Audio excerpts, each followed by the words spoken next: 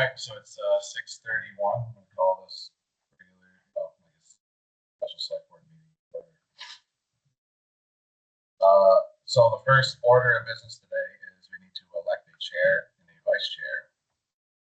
So I guess I'll open the floor for nominations for chair. Yes, Danny. I would like to nominate. Why? Thank you. Chair this year. Any other nominations?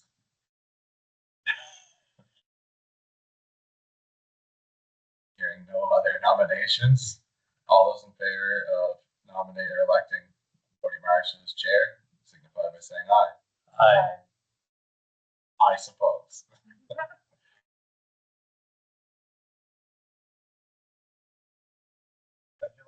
I know, thank you. Thank you. The next floor is open for nominations for vice chair. I would like to nominate Dan Sacier. This is typically when you miss a meeting. We decide things. So Angela's really lucky. I'll nominate Danny Sacier. Any other nominations? Hearing no other nominations, all those in favor of electing Danny Sacier as vice chair, signify by saying aye.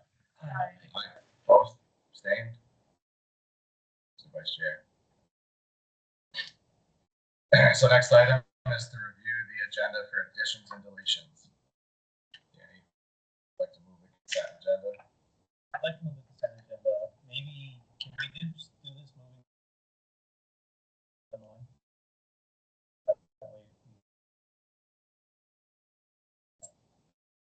I have no issue with doing that, like just before or after other business.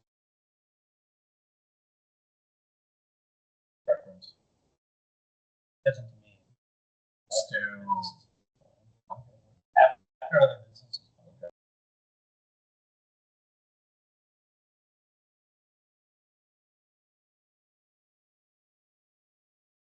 Well, this is the time if we have, something isn't here, someone isn't here for a topic, or try not to add anything, just kind of practice to go out there if they're having a meeting, certain topics. I would rather put it under other business if there's something, but again, on it. Just so it's clear to the main agendas that certain subjects. Things do pop up from time. Also, other business can be used for like AFYI, charity event or something like that.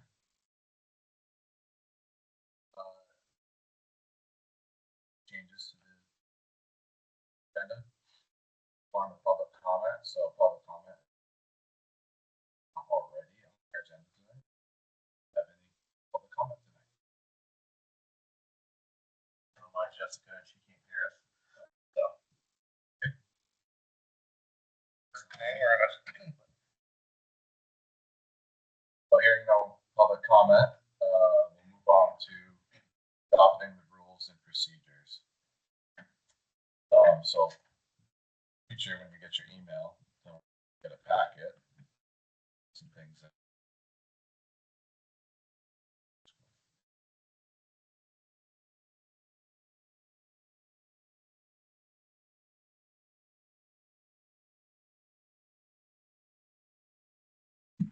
so every year we adopt what's called the rules and procedure for the select board.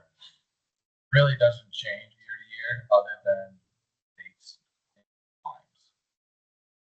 So normally we would have select board meeting the day after town. It's Wednesday. So decided to take that down to this. So change the date here so that the first meeting is March 10th. Then last year, the year before, we changed the set. We had been 6:30, and then we changed it to 7 for Charlie. And then last year before, we changed it back to 6:30. So, does 6:30 still work for everyone? Is that? Yes. I like finishing a little earlier if we can. Okay.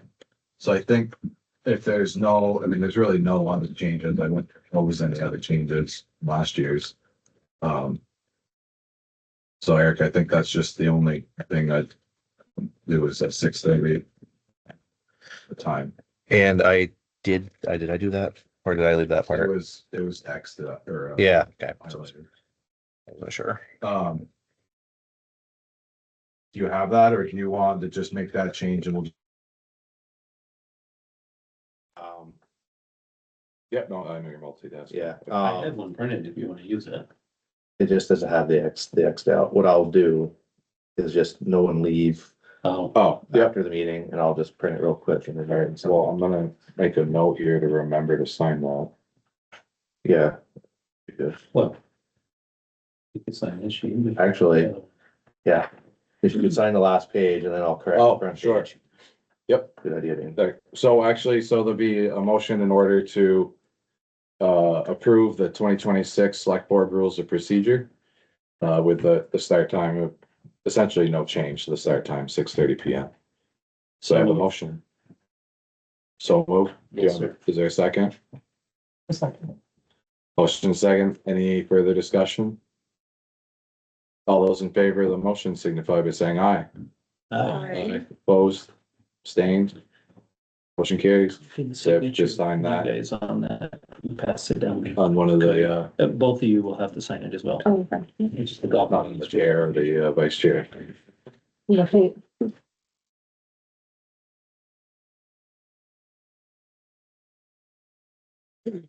So the next would be like just a town meeting day recap and results. Joel's here as town moderator. It's kind of an open floor discussion, thoughts, comments. What'd you think, Tony? Was it a good meeting? I think it was. How did it look from the Oh, just- outside? Yeah, how I was gonna say, he did watch some, It's but good. how did it look? It was very informative. I like that, everyone in town had a chance to get up and get to a microphone one way or another. And I know Whether they that, wanted to use it or not. well, everyone should have their voice. And then, it was really good that Joel was able to keep up with it because there's a lot going on from my perspective of just watching it online. But I think it went really well, in my opinion. The most frequent complaint I get is that people are showing up early because they want to do the budget and then leave. And the first 20 minutes is taken up with the legislators talking. I think for a lot of people, that's the only contact they have with their legislators. And it's sort of too bad it has to be a town meeting, but there's really no other forum. So my feeling is on balance, suck it up and listen and learn, but I'm totally open. I also, no time would be good for them. They're suggesting that this sort of political speech, that they're just there to feather their own caps, and this shouldn't be part of town meeting, sort of a waste of their time. I don't agree, but so that's one area that's sort of up for discussion. It's not mandated by law that we listen to them. It's just a courtesy to the legislators and to the voters. I think it was more brief this year than in years past. I feel like it's gotten like off track, or there's so many people that want to speak their minds, and it kind of gets prolonged a little bit. So Right. I was actually surprised that as few questions as there really were. Which might reflect that people just wanted to get out of there and move on, or they don't have the questions. I think people have a hard time understanding Lucy. I couldn't understand the thing she said. She is very soft. I don't know if that was the sound system or what. She's a little marble mouth, which I can relate to a little bit. Well, I will tell you that when I was sitting on the floor and always watching, I could understand her. Mhm. Up on the stage, I struggled just like you did. I really, not being able to see her mouth, well, I struggled. Well, good, I'm glad. Maybe it's more effective for everybody out there who is her intended audience anyway. Did you seem to understand her? Yes, Time from there? It was something I picked up on myself. So that was one thing, and any feedback is welcome. I think having them very first thing after the flag ceremony helped, because people were still coming in. It was, I would say by 9:20, they were done and out of there, and then we're getting into the also not real popular, all the preliminary stuff about how the meeting's gonna run, that I also think is sort of necessary, about, Right. open to suggestions on how to cut that down too. I got two quick thoughts. First, so I've been on the board since 2019, and we used to invite the legislatures to do a select board meeting or two throughout the year out of session. We haven't done that since COVID, I don't think. Been a long time. Not that we usually get, big crowds here, but that could be another opportunity of a forum if people felt, they wanted to hear updates more frequently or come to a less, I don't know, an easier place to get to, like, on Teams or the clerk's office in the evening as opposed to a Tuesday morning. And So, also the what do you call it? The review, the budget review that you do, on Saturday, which is already full, so yeah. I really wouldn't want to see it there, but And it's certainly not a requirement for us to do that. I do find some value in it, although, if you guys had an agenda or something that you wanted them to adopt and pursue, then that would make a ton of sense for you as a select board to take advantage of their, getting their undivided attention. And if any of the public wants to come, so be it. But I mean, I guess I have a little different perspective, and having been on the board for a few years, that I do chirp in their ears more frequently than maybe most others do. probably. And, and I think especially now that Rich is the chair of the Senate Transportation Committee, and that's kind of my day job. We've got other topics to discuss other than just town business, so perhaps I talk with him more than others do, but yeah, I don't know. Would you guys find that valuable, or what? I think so. My perspective is it feels like they're rushed. So it's always Well, Lucy's got 2 towns to go to. Rich is like yeah, 5, and I do get that feeling too. I wonder Because I also got the pressure that yeah, they really wanted to go first, because right. I mean, obviously Rich lives here, so he wants to start here and then drive away. So I wonder if the informational meeting would be a better place and they could take their time, but it's not as well attended. I mean, I will say, I don't know if everybody reads Front Porch Forum, but Yeah. and I know they do post things on there, but that's also a forum, like a town meeting day recap, like this is what I was going to say at town meeting. Right. Yeah, I mean, they do have emails that are posted, so if anybody had questions at any time, but. And then the second thing you said, Joel, was, the rules of, so I thought about it afterwards, and then you just reminded me, if we have that visual aid, whether that would be helpful to kind of do like a rules summary on the visual aid. So as people are walking in, they're getting sit down and comfortable, that, there's like a written reminder about, how the procedure works, but I think at least while I'm going through it, it would be helpful. yeah. If it was up there, it would, some people remember by seeing and some by hearing. Most feel like me, need all the help you can get and don't remember either way, but I've got basically a slide that could go up there that might be helpful. Well, if you think of it, why don't you send that slide to me? Yeah. So maybe that would be just good to incorporate it on the screen while you are saying, because I agree too. I like looking at while I'm hearing. I think it's might be a little easier that way for some people too. I'm gonna add one thing. We keep running into this. When somebody makes a motion to adjourn or makes a motion to suspend the rules or to call the question, all sort of variations on the same theme, and others have had their hands up just before they make the motion. What's the process? What's the fair way of handling that? And that continues to be cause some It conflict. stumped me. I didn't know how you were gonna handle that. Yeah, so I'm not sure there's even agreement amongst moderators as to how to handle that.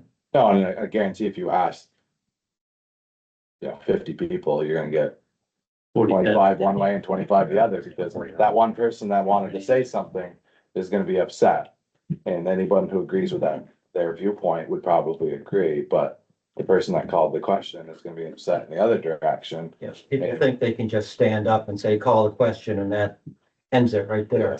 And that's not how it works, but people don't know that. So I'd like to have add events to my blurb that includes some discussion, so people have been forewarned. Yeah. But I need to make sure I've got it right before I put it in writing. Well, I've often found too, and you kind of say this in your intro, like, the time limit, like if you haven't made your point in so many seconds or minutes, like 3 or 4 minutes more is not you're not gonna make the point then. And I often find is people all have some general either agreement or what depending on whatever side of the topic they're on. They just want to speak their voice, but the argument they're giving is essentially the same argument that 3 other people have already said. So it's kind of like just common. It's not any new info other than it's just a new individual that's either agreeing or disagreeing with the same sentiment. So Right.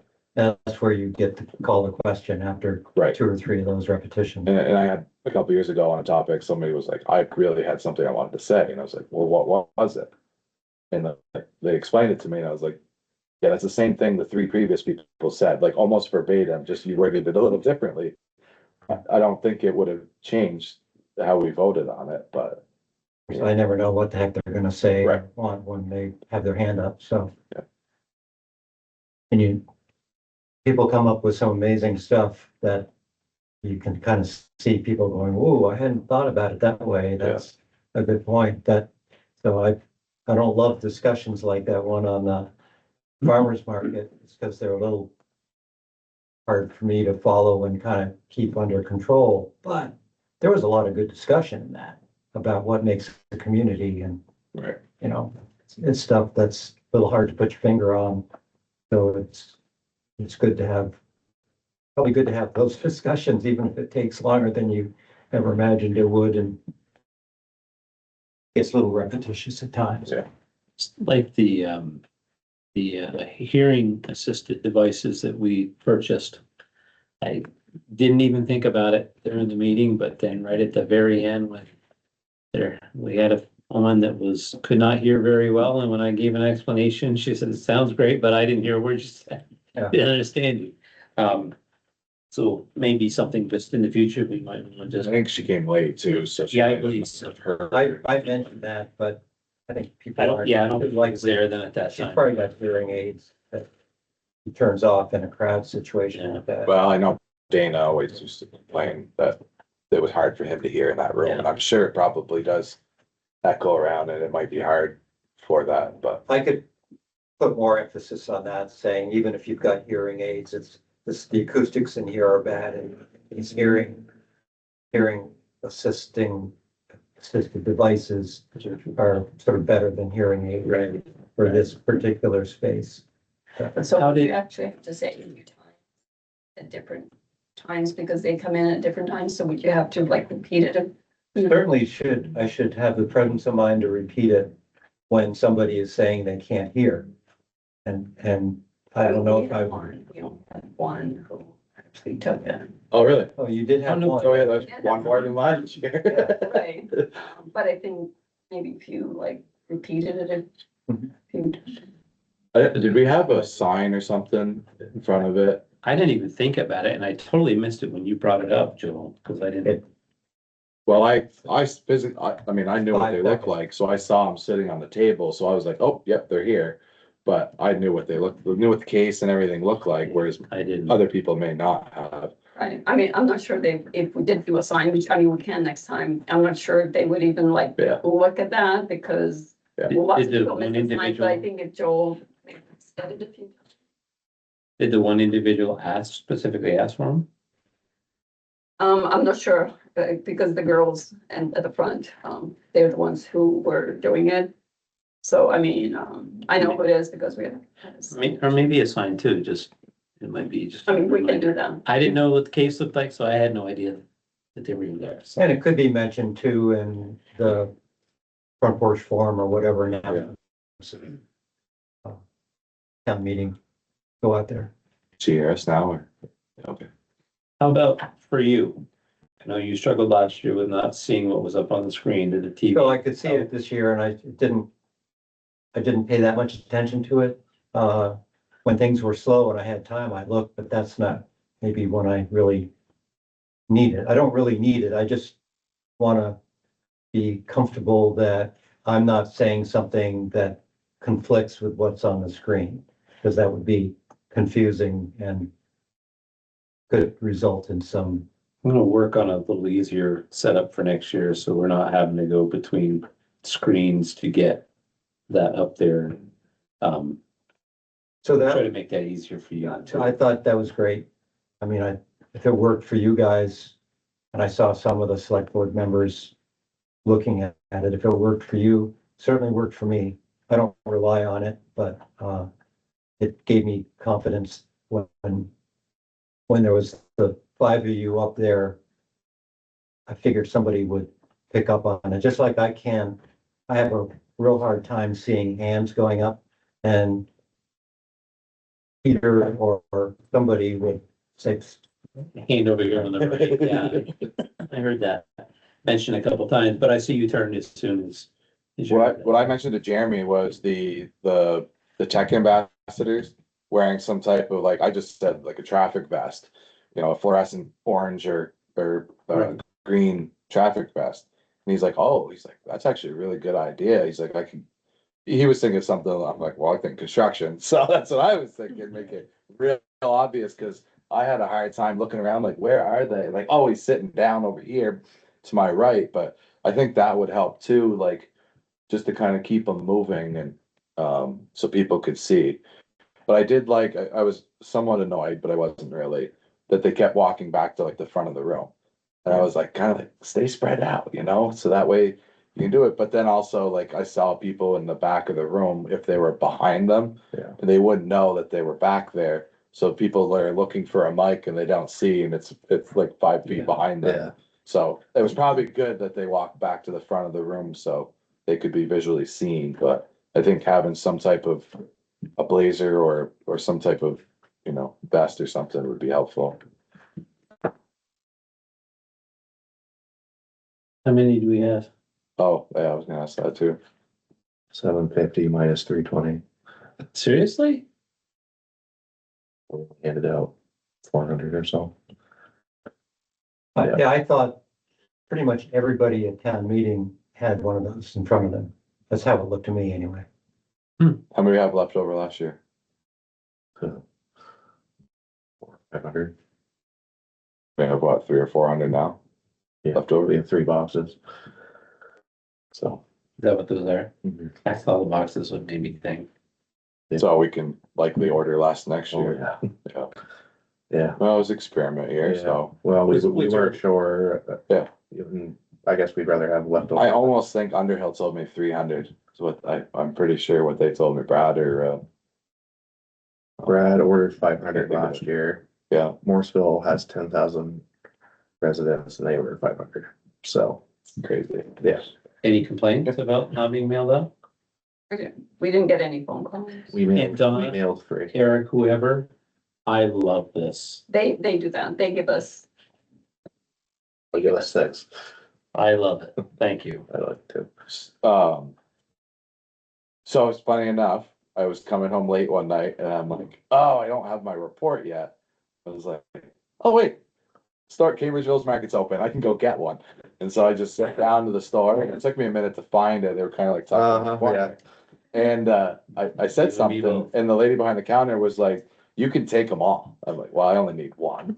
I'll need for the other people. She's like, I just don't get it. And I was like, well, ma'am, I'll give you the whole explanation if you would like. And when I was done, she was like, well, I'm sorry. She goes, I thought this was a silly idea, but now that you explained it, she goes, this is a really good idea. Just out of curiosity, what does one book cost? So we spent 3,000 on 750. So if that math works out today. I don't do math in my head. 1,000 on 350. Yeah, so. Plus the mailing, I mean, we mailed out 3, 11 or 12. that's with the town, so. That's what it, So 3 residents wanted reports mailed. I emailed 1. Everybody else I called, I said, go here on the website, and, oh, okay, thanks. That was it. How many people called, do you think roughly? Called me, Or called here to ask? 5, yeah, not very many. I mean, Yeah. I took 2, I probably took I 5 got 2 total. people and then you took. Yeah. I only wrote down 1, the mail. So the stack downstairs in Kenny Drugs by far exceeded every other location. Really? I think because Kenny Drugs had them easy to price. Center. Yeah. Cambridge Village, they told me, they're like, yeah, they disappeared like the first day, or said 3 or 4 people came and asked specifically. Yeah. And then I think they said they called you or somebody and said, hey, we ran out, and, Yeah. but I saw that there were still some in the window the other day. So. Right. I went there that day. Yes. More, and they had Someone called. piles. Yeah, someone called us on a Friday afternoon, so they were all out, so we made special arrangements. We went down with another box and they had stacks. It wasn't, It just wasn't like in the, you couldn't see it. Yeah, People walked in and you could, because they were behind the. well, computer, there's not, They have. I was thinking about it after, there's not really a great No. spot. It's kind of cluttered right there at the entrance. Yeah, I didn't like where they put them. Yeah. And I No, was thinking about, could we ask them to put in a more open space? But then I wondered, if it had been received differently, I would have said I would be in favor of ordering less and ordering some little metal stands to present to each location, so it could sit up on the counter Yeah. for people to see. But if that, Well, I also thought the other day too, was just rip the cover off one and tape it to or print, you could print one off the website and just Yeah. tape, you could have taped it on the window, said town reports available here, inquire within or something, but. I mean, I may be wrong, but I haven't heard any complaints that people weren't able to find one, so. No, me neither. no, that's good. Writing it down, order less books. So we ordered how many? 700. 700? And we've got 3. Okay. 750, and there's 320 left. You're gonna remember that next year or this year, right? Sure. That number? Yes. Because, we will all forget and ask you. Well, attendance was down, but there wasn't anything too exciting on the agenda other than the select board contest. And you could say, well, is that because people didn't have the reports mailed and they just were sort of oblivious and it didn't rise up to a level of priority or consciousness? Or was it down because it was a nice day, skiing's good, or was it down, there's so many variables, we'll never know. So I wouldn't change your town meeting report plans based, I wouldn't necessarily blame the No. reduced number on. But I don't remember the vote being, there was a few no's to the idea of switching, but it wasn't like, it was obvious, a voice vote was obvious. Yeah, it wasn't. It was Yeah. way more people agree, and it's people who were there last year were there this year too, so. Yeah, I don't know.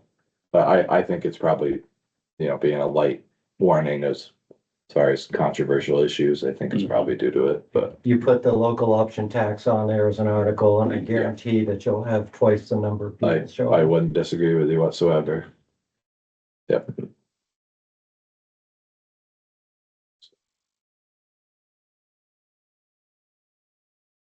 Did anybody submit any survey or comments, cards, or was there a box for that, There you go. Survey? or not a survey, but a comment Comment. card or whatever? Get any, did you? Either. All right. Any other thoughts on, Food was good. That, they did well. yeah, the 2 or 3 things I ate, 2 or 3 bites I ate were pretty good as well. I think the kids ate the rest of my meal. So I don't really have any way of looking at how I'm presenting this impartially. Kind of depend on feedback. I can speed things up, I can slow things down, I can do it the way I did it, which is just sort of me. Any sense of whether things should be accelerated? I mean, we have to go through Robert's rules, which is wordy, just and stuff, but that's the process, and it works.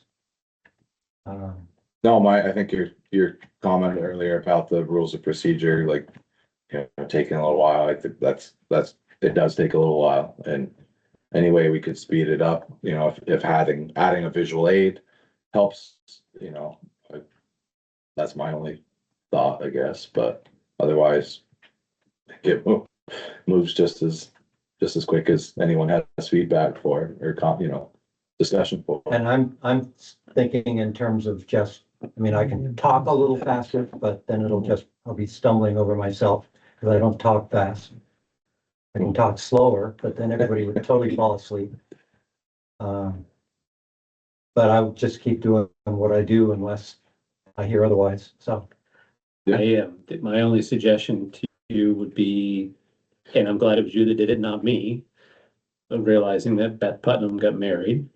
And I just had to chuckle at that one because it's something I would do, so. Well, that's something else, is I could be up there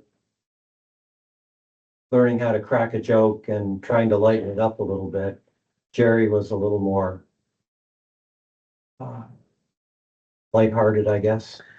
And You that's had not him, my you style. had him in stitches when that happened, so it was all good. I'm not gonna go and do a stand-up comic routine, even though it might be a little more entertaining. It sort of demeans the process, which is a fairly serious process. Well, I tell you, that is my strategy though, because I hate public speaking. I get super, super nervous. And, someone told me one time, like, starting off a speech or something, a group of people, one way to calm your nerves is to tell a joke. And so that's been my go-to of just trying to calm my own nerves. So my default reaction is often to use comedy, but not usually to make fun of myself and not because I'm not taking a situation serious, but I know some people think that sometimes, that because I'm laughing or joking, but don't take things seriously, but. Well, moderators are sort of suggested that you tell a joke or you lead off with some sort of a meaningful poem or, something like that. And again, that's not really my style, although I could go that way if I was hearing that would be an improvement. I did just fine, Joel. Yeah.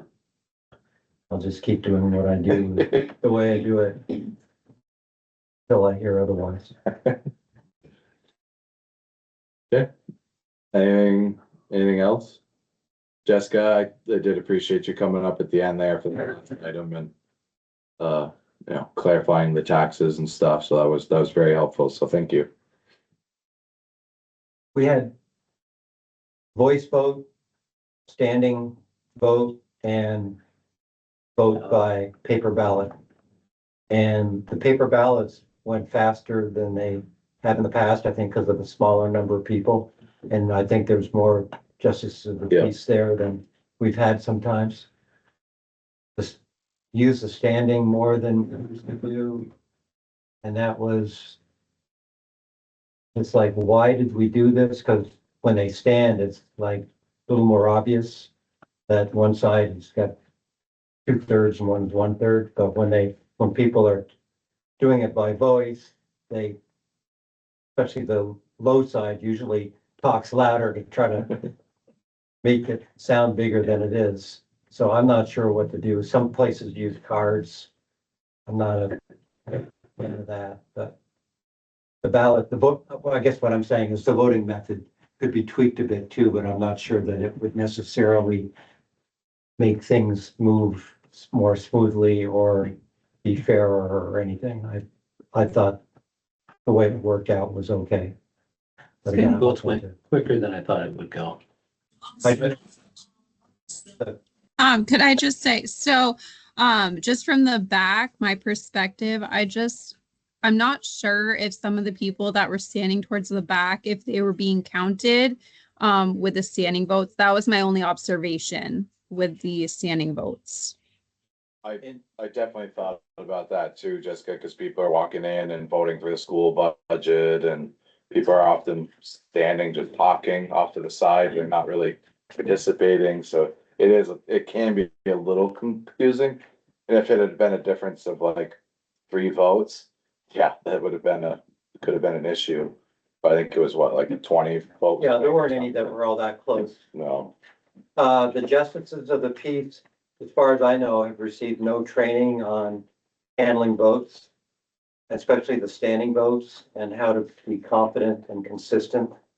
How to be confident that doing it right and consistent each with the other. So I don't know, they were trying to get it right. I could see they were talking to each other and making sure that, I believe they tried to, just from hearing some of the verbiage when they were up front discussing, you had the certain quadrants that they were going to. And Jessica, just so you do know, and yes, I question it as well, was everybody in the back getting counted? I actually heard at one point saying, did you have somebody just counting the back only? And I heard, yes, I did it myself. So I think they did a pretty decent job at it, but yes, if it was close, I would totally understand how you say, I'm not gonna. I just thought it was interesting. Article 4 was a standing vote. It was 76 aye and 38 no. Article 5 went to a ballot and it was 76 aye and 53 no.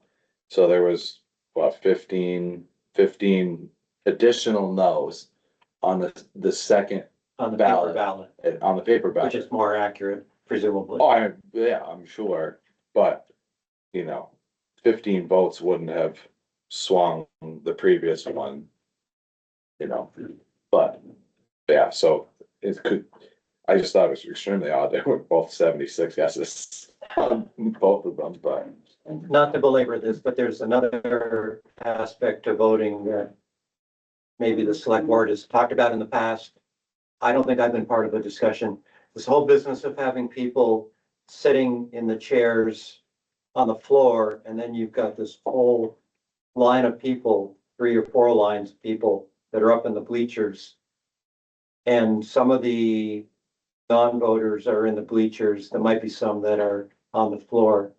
I know a lot of places have the bleachers for observers and non-residents, non-voters. And if you want to vote, you've got to be down on the floor. That kind of narrows the space for raising hands and me seeing them, and for the justices of the peace in terms of counting. I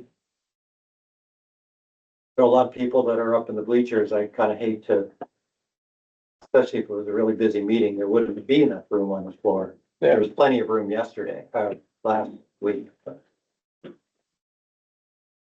something else, I think you probably have control over the voting. That's probably your bailiwick, not mine, and probably not select boards. They're down at the BCA. Yeah, yeah, and Head of it. presiding officer. I mean, if you wanted to change it, you'd probably run it by everybody and there'd be some discussion, but it's not, Well, again, like you're saying, and this has happened before where we've had a lot of people there.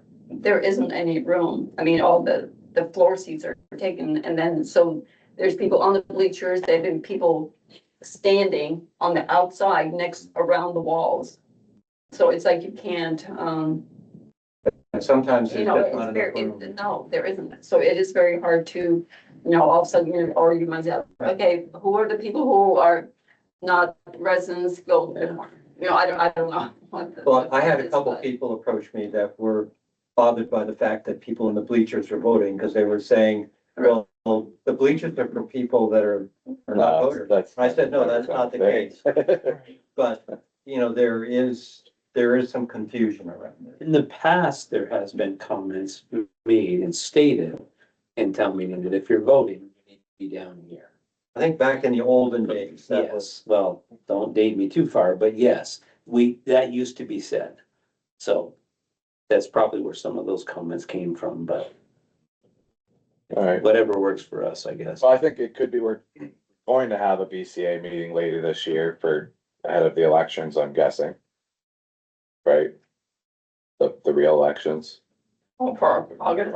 yeah, the primaries and the midterms. I have to do a voter checklist thing or something, right?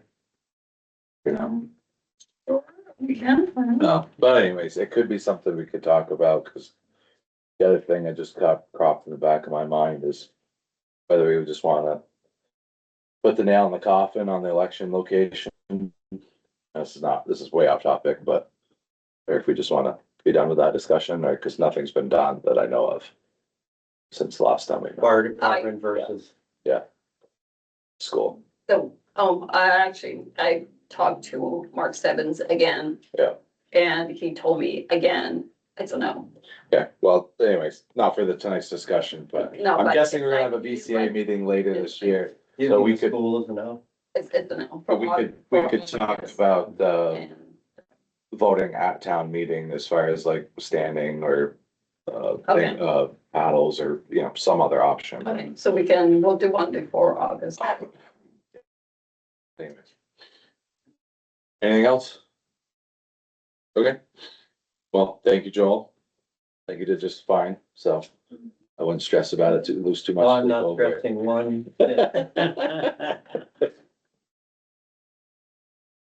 All right, so we'll move on to the next topic is select board liaison positions.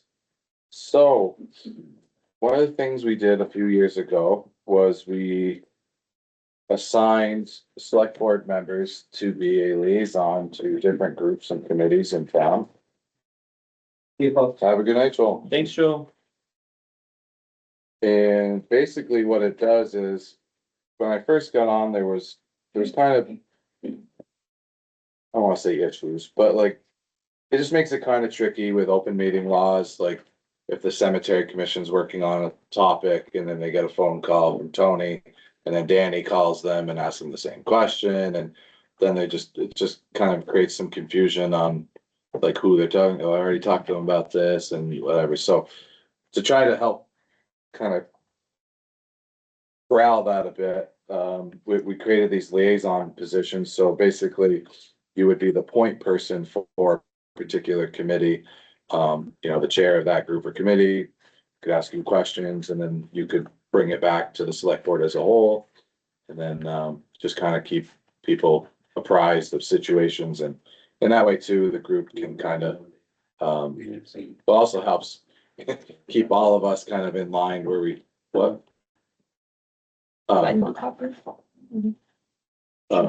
Kind of corralled on that. And then groups too, they know they have a point person they can kind of develop a relationship with too, and have some consistency, so. I just have chicken scratch in my book from last year, so. Starting, Make it 3, Donna. You want a list? You want a list? I guess well, no, I have it here, but I'm trusting that my chicken scratch in my book matches what's on this list, so. Yeah, so there, yeah, I guess it is in the packet here, but, so I had last year. Tila was on the library. Angela was cemetery. Tila was planning commission. Angela was rec board. I had the finance committee. Peter had conservation trails, brush, preserve. Angela was the equity. Danny had the DRB. I had the town meeting one, which is kind of disbanded, which is another topic for a minute. Floodplain, the COD, and then fire, rescue, and highway. Local options tax. I think I hit them all. Is lot on here? I just added it.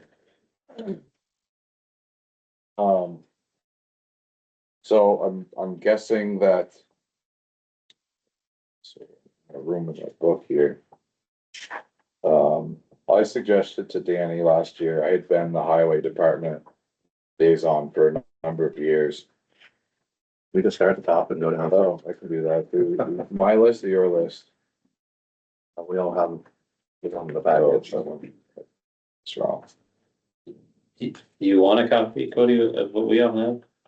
Well, I'm trying to update my book too. I have another copy, Cody, if you want, you want. No, I've got it somewhere. Just need to look up. And I like to try to do it so that it's roughly spread out evenly amongst people. So obviously Tila was on the library, and is there anybody that wants to volunteer for the library?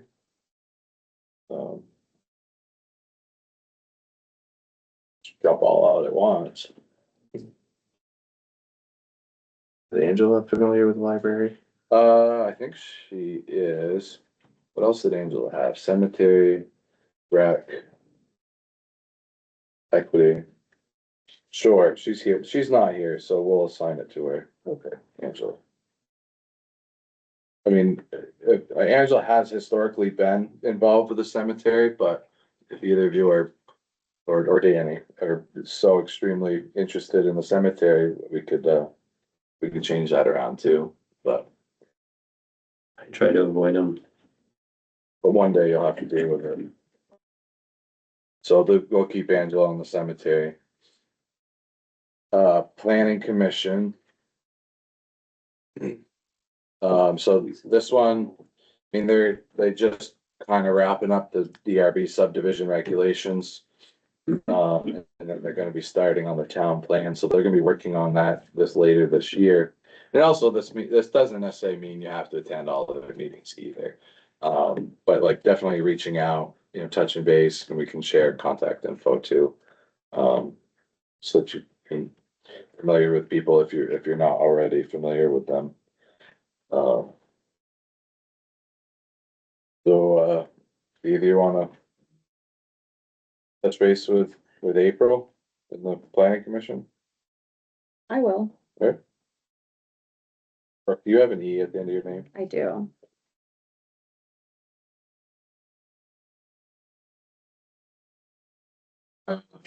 And the library trustee, that one's open as well, or, It can be, if you want. There's also, I mean, you can look down through the list if there's any, maybe do that, like, is there anything like tickles your fancy more than any other group? yeah, the recreation board especially. Yeah, Underneath planning. yeah, So so that's good because Angela picked up library, so you could. great, yeah, no, I think that's a good call. If I just open my eyes and see it here. Fourth one down.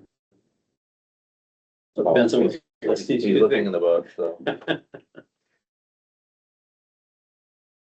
I mean, I could try to write on my laptop, but. Oh, look out. You get some white out if you do. Yeah. I've been on the finance committee liaison the last couple, 2 years, I think, or no, it was just this last year. That if anybody's good with budgets and stuff and they're curious how budget is developed, that is a good one. That's a very, that's a good group of folks. We do have a vacancy to fill there too this year. But keep doing it as well. I'll keep doing it. Conservation and trails, two that groups that Peter had been doing the last few years. Conservation's working on this acquisition of the Borman property to expand the nature preserve. Trying to think if they have any other projects going on right now. Yeah, but yeah, there's, The one that I know. yeah, but they have other topics that they work on. I could be on that one. Tony? Sure. Conservation? Sure. Honestly, conservation trails and crush, they're all like very well intertwined. Okay. They have a lot of the same people. Oh, they And, do. you know, Okay. crush and trails often, because there's a lot of trails in the preserves, so they often, about all three of those, Tony. Sure. Conservation trails and the crush preserve. I mean, layers, Separating crush as its own now. it has been. It's been underneath floodplain. Oh, yeah, sorry. Sorry, I'm not following your list. Gotcha. Conservation, oh, it kind of follows it. CDAC really isn't a thing anymore, or hasn't been. I think technically it's still on the list, but that's the Cambridge Economic Development. Wants to get off or? Yeah, it might as well. We don't even put it in the book anymore, so, Okay, yeah. put it on the review board. I'm kind of enjoying that. And I think given some things that we're gonna talk about later, it's not a terrible idea to keep Danny on that one.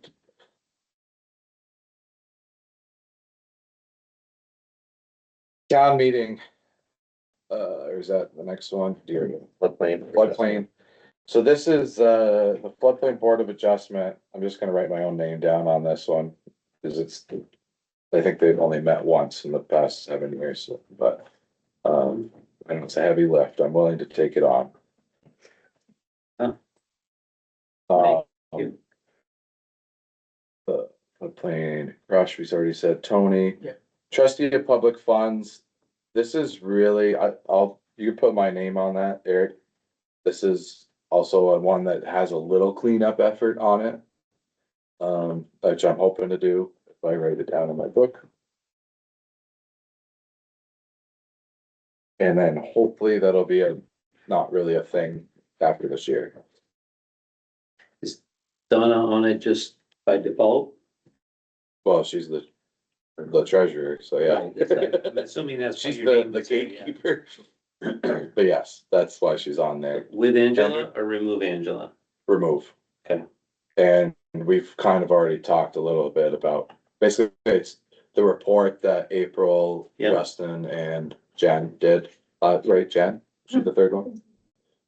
Did last fall. Now we just need to like enact it Yep. and follow through on it, so, but that'll be at a future meeting. Town meeting modernization. So this was obviously a bigger thing the previous 2 years ago. A lot of stuff we've been active the last two town meetings. They lost a couple members. I think they kind of hit a wall with just, they were kind of stuck with what the current legislation allows at town meeting. Kind of thought was that, we probably just disband this meeting for now, this committee for now. Okay. It's kind of at our discretion to disband it whenever we feel like it. The nice thing is it's not a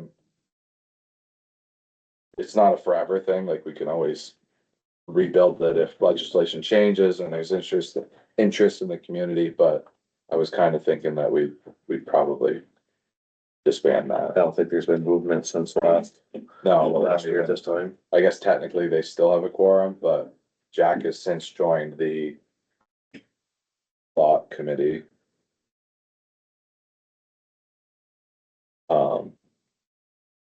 So, yeah. Let's do that that'll be a 2-second, agenda item.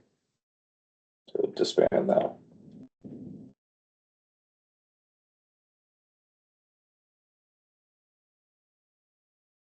I will check with Jack, Peter and David on that one.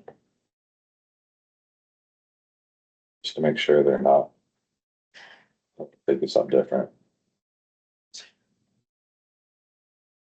Oh, no need to assign a liaison there. The CUD, so this is the Communications Union District, the Lamoille Fiber Net.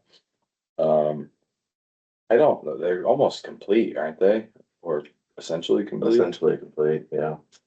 I mean, I'll reach out to Sam and just verify, but I think. Cause they returned some funds, I think, right? I did.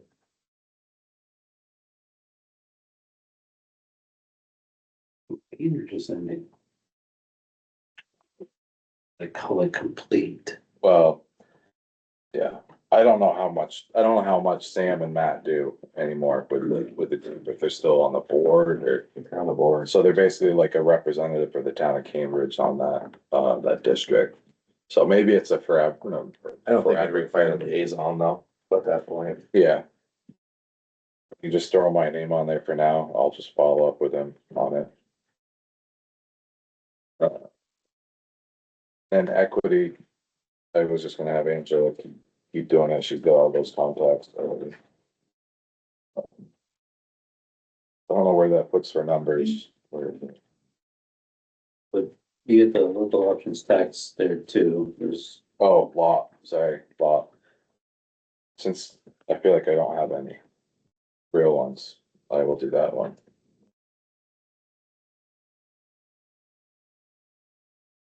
And I don't feel bad that Danny has more than everyone else because he told me, and I quote, "If you are chair, I will do whatever it is you ask of me in 2026. That's fantastic. Yeah, it was a really nice offer and it's in the public record now, Donna, right? Donna, Griffiths, you can put that in the record. Can we add it to that? Yeah. So highway, fire and rescue. Yeah. And I mean, he's already on fire department, so it's really. so he's all three, you're all three, yeah? Whatever Cody says, Don, yes. How you learning? So are you library or So I had like written down for library and rec you're board, library? Yep. Stony Trails, the Crush Nature Preserve and conservation. Good for you, Lynn. That one was used Angela with too. If we're fixed that. Oh, wait. Did you say library? The recreation board? No, the library, we left Angela on that one. Did we? Am I correct? I don't remember. Cause I had broke written down for planning commission and rec board. Yeah, that's what we had originally Okay. said. Alright, so Yeah. Angela's staying on. I had asked about the library. Yeah. Yeah. We'll keep Angela. And this- And look, by no stretch of the imagination does this mean that you can't talk to any of these people, Oh, right? absolutely. Right. I highly encourage, if you're interested, attend the meetings, talk with people about it, the groups and, but yeah, so there's, I don't know where I was gonna go with that, but. Yes, but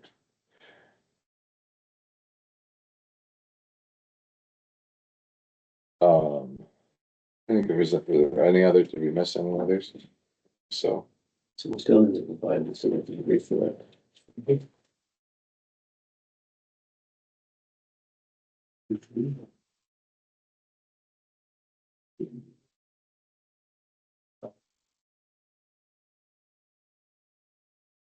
and we could always revisit the DRB too, Danny, if if you feel.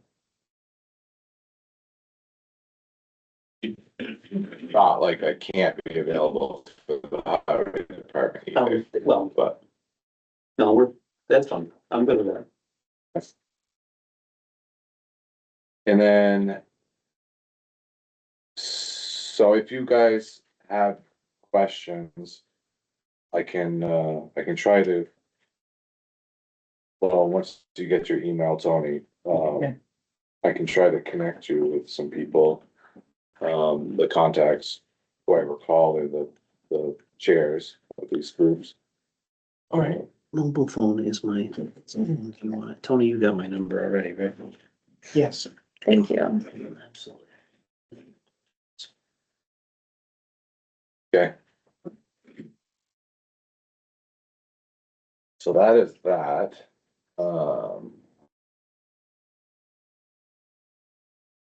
Yeah, I need to write that down. If I don't write it down, I'm gonna forget. So send.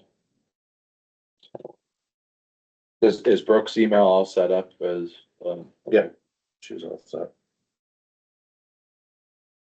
Have you sent us something that we have all that?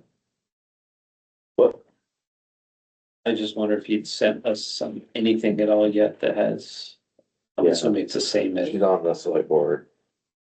Team. oh, just on the chain. Okay.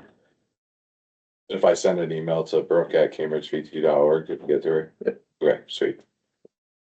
Tony, we have one tomorrow, and I'll send their password to your personal email, Okay. and then you can, if you have trouble logging in, I'll let you know. just call. I will. Yeah. So, okay, so we did liaisons, moving on.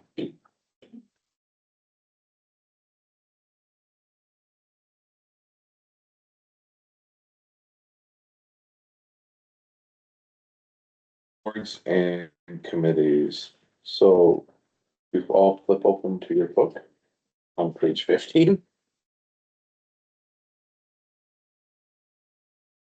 So basically, so it starts with elected officials and then it moves on to appointed town officers. But what I'd like to do is make a note on vacant positions. So in elected town officers, we have a vacancy at the cemetery. Being an elected official, when we have a vacancy at an elected position, it's the select board's duty to appoint that position until such time an election can be held. So, these are voted on at town meeting. So these appointments would be valid until town meeting, or if we have a special town meeting for something, like local options tax, we would have to vote that position in, or I think we'd have to, I'm not really sure. It's crazy, so. This came up a few years ago when Dana stepped down like the week after town meeting. We had a special town meeting, right? Like a month later. Or Month or two, yeah, it was like a month later. Yeah. But that was during COVID and we had ballot elections, so it's a different time. Yeah, So what, after this meeting or sometime this week, what I'd like to ask Eric to do is make a post on what the open positions are and, put it on Front Porch Forum, town website, if you're interested. Reach out here and, inquire if you're interested, and then if we get enough interest, we can appoint somebody to these positions, so. cemetery had their meeting today, and they didn't have anybody at that time, so. But they haven't, other than town meeting, nobody's like advertised it Oh, loud, yeah. Yeah, so that'll be one, we'll have to advertise the cemetery. So then the next thing under appointed officials on page 16, basically anywhere you go down and see somebody where their term expires in 26. We have to reappoint them to that position. And then if it says vacant, then we gotta find someone for that.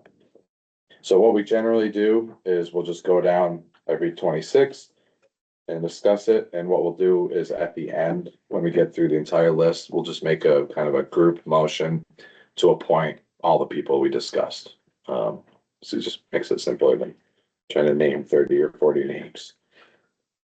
Dan Saints here as Emergency Management Director. Is he willing to continue? Yes, so Deputy Town Health Officer, I do have a candidate here on my laptop that reached out last fall.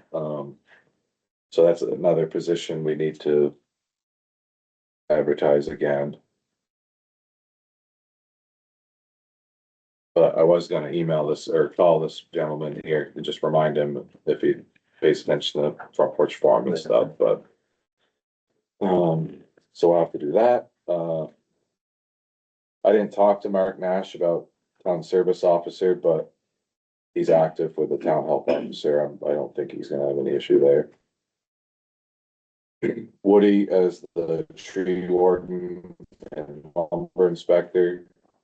I also didn't ask him, but I think he's held the title for enough time that probably by rights now. Fence viewers, yeah, these are kind of all just nameless titles that I don't really think they have any roles really necessarily. Regional Emergency Management Coordinator, Danny and Eric, are you both good with that? Yeah. I need to open my emails. So I did reach out to most of these groups and tried to get thoughts from them all. Planning Commission, only one is Julia. I did ask both Dave and April. Dave was the only one that responded and said that he couldn't reach her and she didn't respond to him, but as of their last planning commission meeting, nobody indicated they wanted to get off, so. Okay. I think it'll be safe to appoint her, so that's a 3-year term. So this will be, in 2029. It's the only one I'm planning. Rec board, So Amanda and Leslie are both stepping down. yep. Okay. They did tell me that,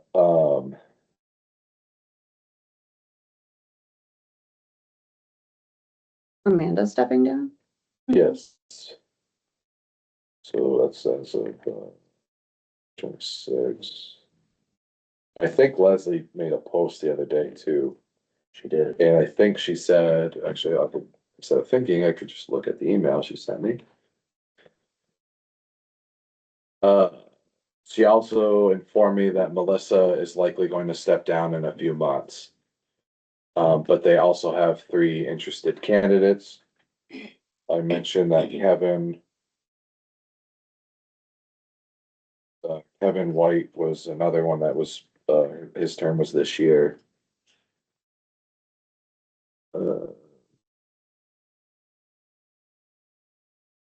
then Nancy intends to stay on, so Nancy is good. I think we'll just reappoint Melissa for now. And then if they have 3 candidates, we would just have to ask them to, or have her just to send us something that says that she's going to step down, and we'll reappoint or appoint the new candidate then. Yeah.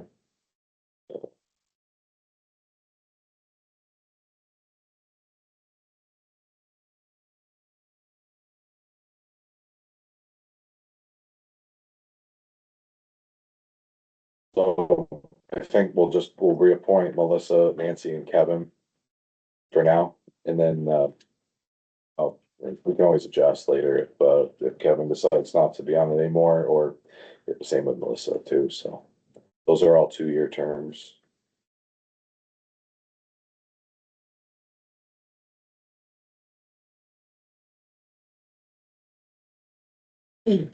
Finance Committee, there is a vacancy.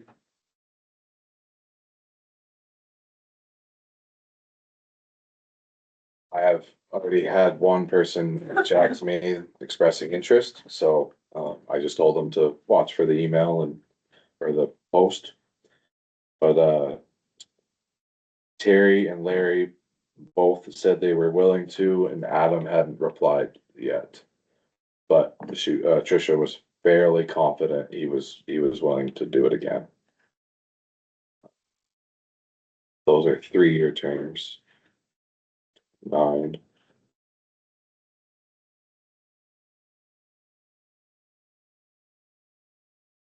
Conservation, it's just Jane and Justin, and I believe they are both good.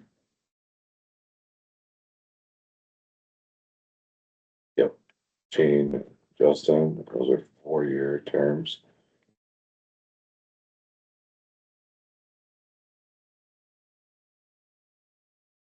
Trails. Boy, either I didn't reach out to Laird.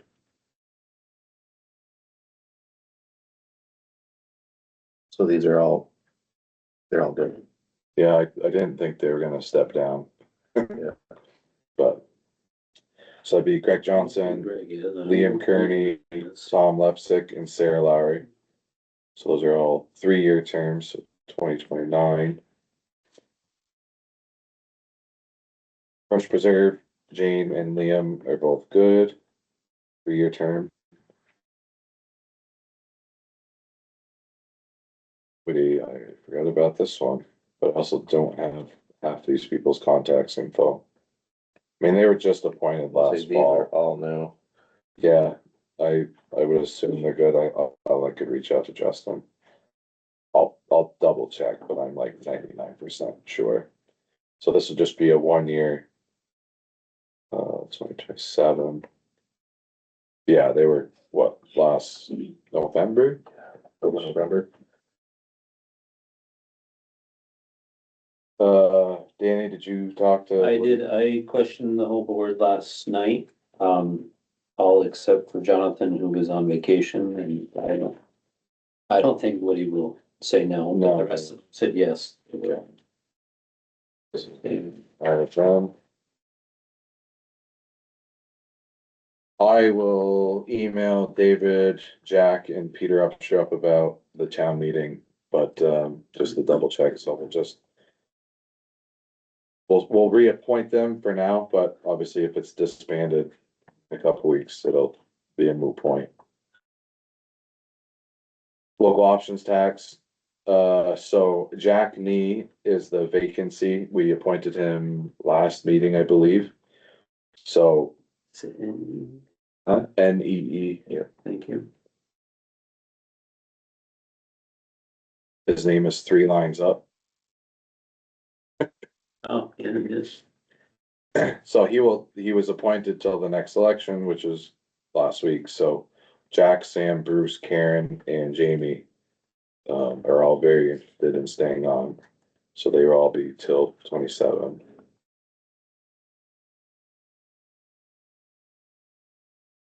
I didn't talk to Kathy, Dana, or Tom about the floodplain.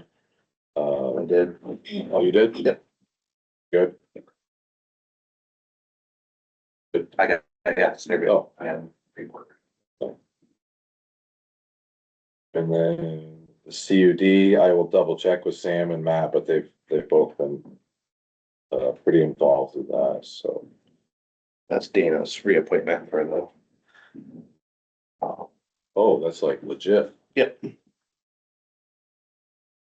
For the solid waste? Yep. Oh, Yeah, they, are there dates wrong?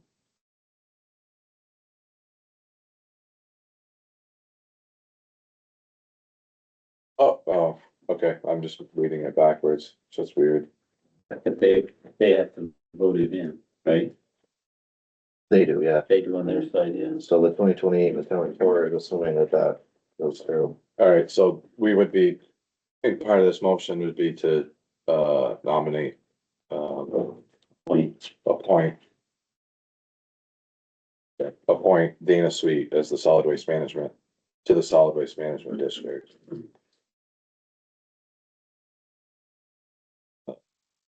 Lastly, E91 coordinator. Dale's done it for a few years. Dale said he'll do it unless I want to do it. So he's doing it? He's doing it, so he's doing it. Okay.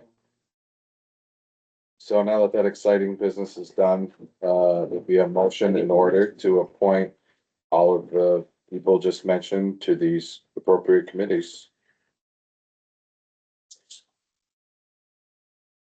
You can say so moved. So moved. Second that. Okay.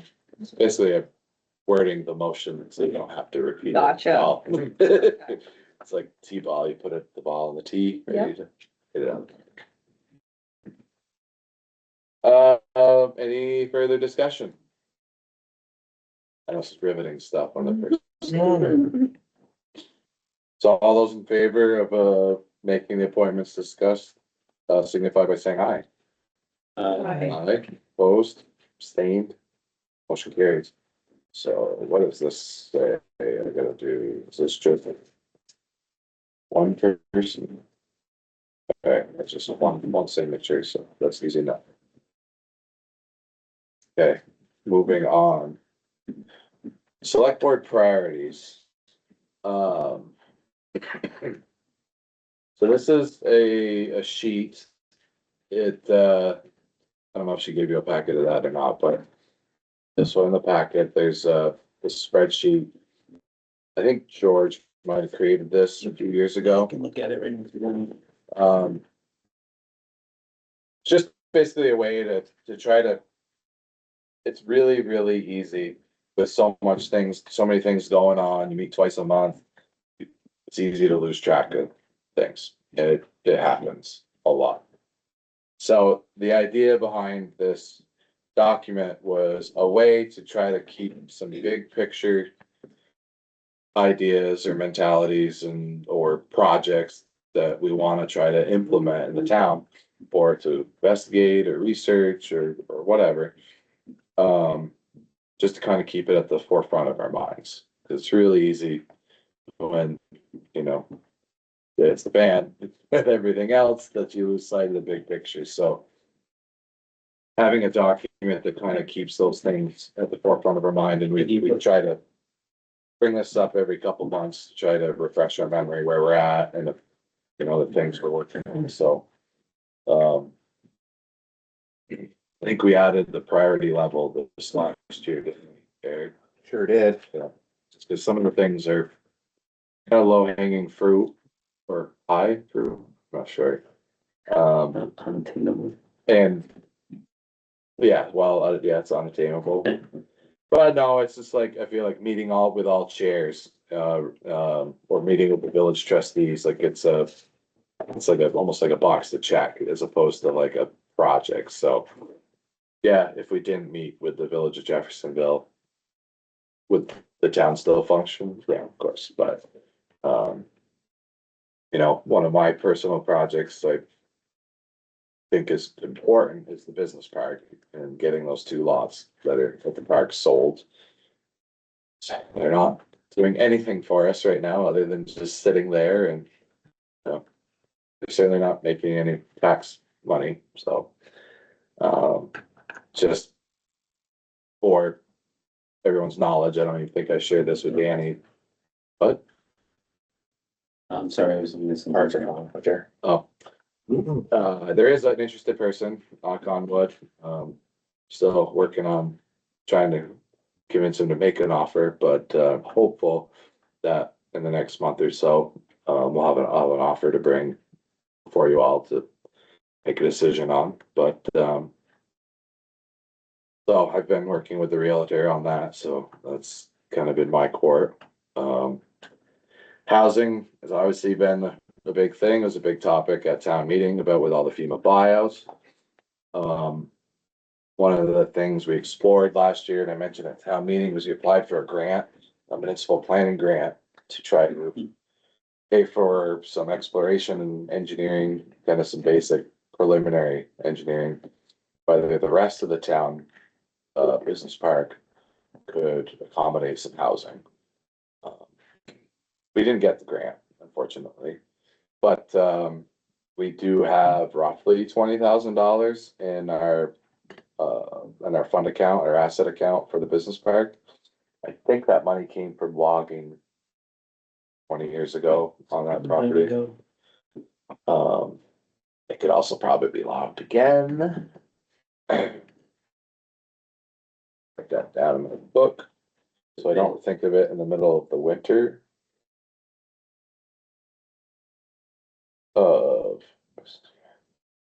Woody and I were supposed to walk it this last fall, and I didn't happen. It's a real long travel commute for me to get up into that woods. It's backyard, right? I'll even volunteer to pick you up, take you on the upper side so you can walk down to your Oh, house. that would be sweet. Yeah, you know how I operate. So one of the things later down the road this year, I would like to discuss with you all and decide, see if it's something we agree on, would be to use, I think the initial component of that survey was $5,000 is what they estimated to do some initial work, see if it's even feasible. So, discussing whether that's worth $5,000 out of our bank account to pursue that.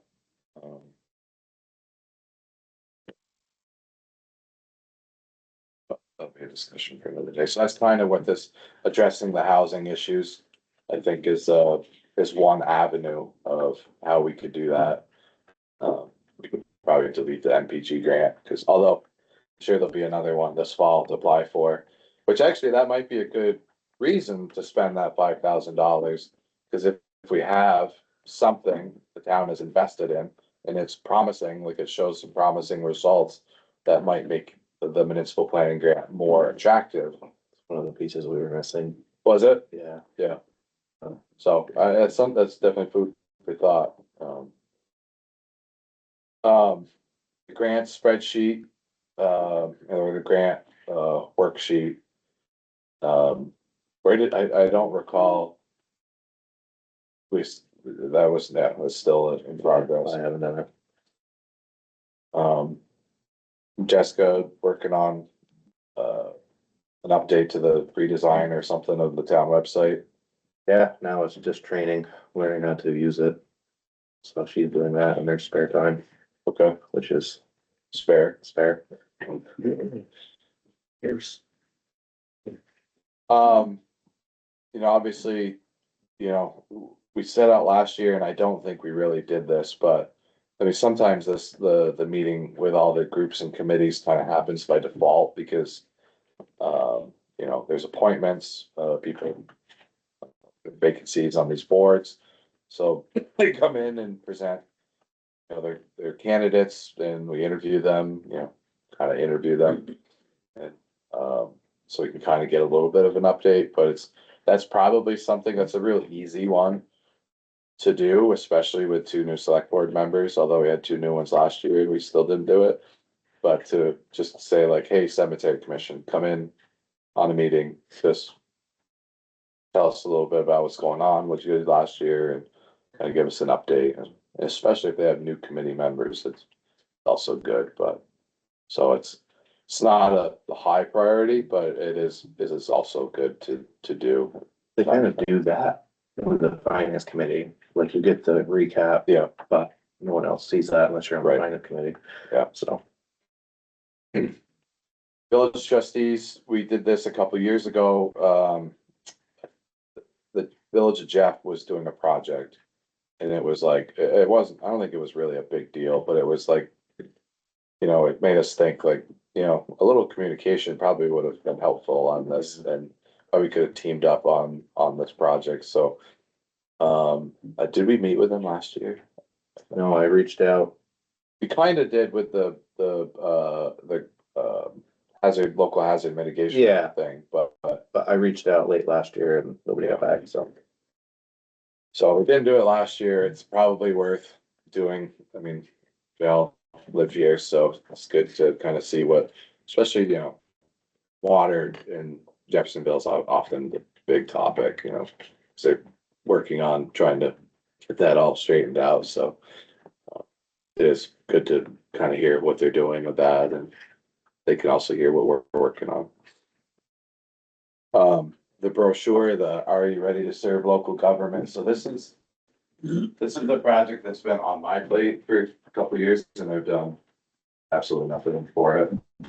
But this was something that George really wanted to do. To have something like this. You know, he was thinking like updating this as an actual like brochure pamphlet. You know, I think this is kind of, I don't want to be offensive, but kind of old school. And whether that this is more like something we add to the website as like whatever this is to the town website, like with a, you know, a tab or something that says, hey, are you ready to serve local government? And have a little FYI about, you know, what different committees are in town, you know, how you can reach out and probably not call Mark Schilling the town clerk anymore, but, you know, just a little FYI, and obviously updating the website would be easier than, you know, the pamphlet. but- Reprinting, yeah. Right, so, I think a lot of people don't know that they can get involved and make a difference. and I feel hey, like people don't know that. People I talk to all day. You know, I'm glad you mentioned it, Brooke, because that was a great thing to volunteer for, so I really appreciate you doing that. you're so welcome. But in all seriousness, I've had my name on it because I did agree with it and I thought it was a great idea. But, you know, after talking about it with the website thing, I did kind of agree that probably the website's the better spot for that. So like depending on when the update is done and if there's how there's space and how we can, you know, it'd be more like just typing up the content, update, either taking that as a starting point, updating it, upgrading it, adding, and then get it to Jessica and, you know, see if we can get it on there or something like that, but, I do think it's, yeah, just like you said, like, we get people in here all the time that, or emails about stuff, like, Most of it. yeah, just Mhm. not really sure, so, yeah. I think it's worthwhile, although it says low, I think the priority level is more just because the website's not there yet, and that's why it's kind of waiting on that, but. Yeah, development guidelines, I think this is something that, I think Mark had started years ago, he kind of done a quick, like, hey, you wanna build something in the town of Cambridge, what do you need to do? You know, permits, guidelines, you know, who to contact, where to get it, and things like that. So I think he had started something back then. David, I think, updated it a little bit. David is our administrative officer on the DRB. So he handles a lot of the subdivision regulation submissions and if you want to subdivide your property or change the survey lines and stuff like that. So he's Adjustments, yeah. that person. So, you know, he gets a lot of those calls, but he's part-time, so Eric, Donna, Jessica end up fielding most of those calls. So having a guiding document that's kind of for staff to point to and say, hey, this is a good document to go to. Do you two get a lot of that? Do you do a lot of it? Yep. I would say get 1 to 2 every week. Whether it's solar panels or building laws, Something that you try to address yourselves or refer to him? we try to address it ourselves. If we can answer or Yeah, if it's David. into the weeds or something complicated at all. Is that old document somewhere on the website as it is? Well, I don't know if it's on the website. I know that document exists, but it is outdated. Yeah, I found it by accident one day and yeah. That's probably not a bad, you know, depending on, I don't know what the website will look like, but if there's a spot for somehow like, you know, I don't know, like a frequently asked questions or something, it could be with the brochure thing as well, like I think there is a reiteration of some sort in there, frequently asked questions on our yeah. current website, but I don't know it well enough to be able to speak to it. you know, we've been doing a lot of maintenance to this building in particular over the past few years, painting the exterior, painting the interior downstairs, the flooring, which I've heard the postal staff has destroyed already. The equipment that we roll on those floors, like nothing would stand a chance. Yeah. Nothing. And also that guy who repaired them was just starting his company. He had like no credentials and he did not do a good job. Yeah, So, I know the lift is a big issue and yeah. yeah, it's in hindsight, you know, 20 plus years later, setup probably could have been a little better, but yeah. Every time I drive in and see that gutter crushed from another truck backing into it, I just cringe. But did we replace that gasket in the bottom of the door or try to do something just to, We did a couple of years ago. yeah, okay. It's not meant to be waterproof. We gotta put that drain in at some point. But we have such frost and pavement issues as it is that, you know, that's where the water pool ponds where it goes and. But I think it's an easy fix in front of them. Like I say, easy. We know what to do in front of the doors. We just gotta do it. Just stop the mail for a few days. Well, that's the trick. Let's not do that. That's the tricky part is being able to work there. Right. When, you know, they still allow deliveries and everything. Same with like the walkway in front of the door. It's like, right, you get a Saturday afternoon and a Sunday to do it. Contractor, you're like, no, I work Monday to Saturday at noon. So that's like. The truck only comes once in the afternoon now at like 3:30. I know it's still afternoon, but Yeah. To do the drain, we would need a little bit of time, but Yeah. I think the truck honestly back over. Area for the most part. And honestly, like, yeah, it would take some effort, but if you strip the pavement off and then at least like, you know, there's a gravel surface for them to drive on, it's not detrimental, but it's like. We have a road plate too. I mean, even if we did, we could plate it. Yeah, then they could drive on that. If it did something, we did find something in there, we couldn't backfill immediately. Right. But. The concrete walkway, in front of the door. I just need. Which door? The main door here, that pressure graded Oh, situation we have right now, and then the stone. Next to the, or the loaded dock, that entrance on the side, we were gonna do the concrete.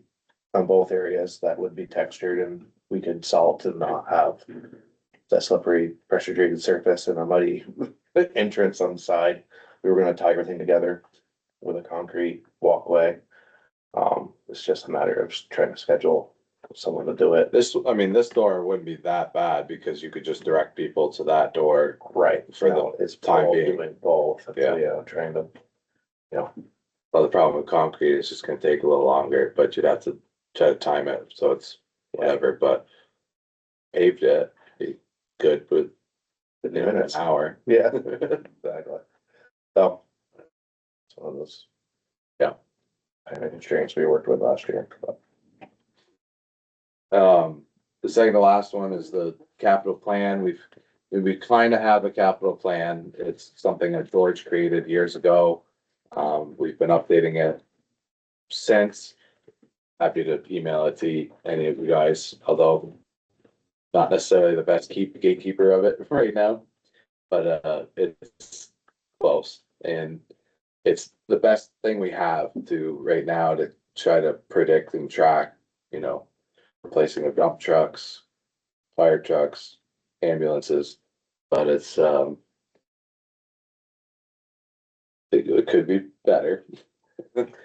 I played around with this some last year and put it on my list. I see it's written as medium, but in my opinion, I need to figure out some way of getting it somewhat better. Or where we need to go to get where we need to be. Yeah. I can't say get it better right now. We just gotta figure out a path to get on that track anyway. I did. My list is getting longer and longer.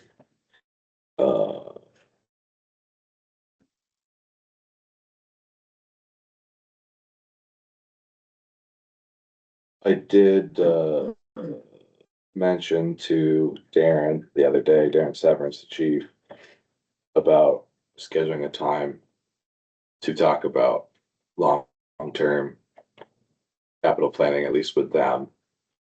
Cause he had casually mentioned to me that they created a truck committee for the engine one somewhat recently. It just in line of the schedule existing for it, yes. Yeah. So I said, well, this is a good time then to talk about Well, it. yes and no. It's a good time to start, yes. Even when our Saturday meeting, when Larry and him and I had the one-on-one conversation there, and he caught me in the back too, and I said, Larry, I said, "I'll tell you, my only reservation on this is this expensive piece of equipment is not the one I think we need to gamble on by going out further. You're gonna be a custom unit." And he goes, "No, I totally agree with you. That is not the one we want to try to take out further." But I said, it's planted to see, yes, we need to figure it out. Darren, I think, seems somewhat understanding. I gotta figure out how we're gonna do this, he said, Yeah. sort of scenario.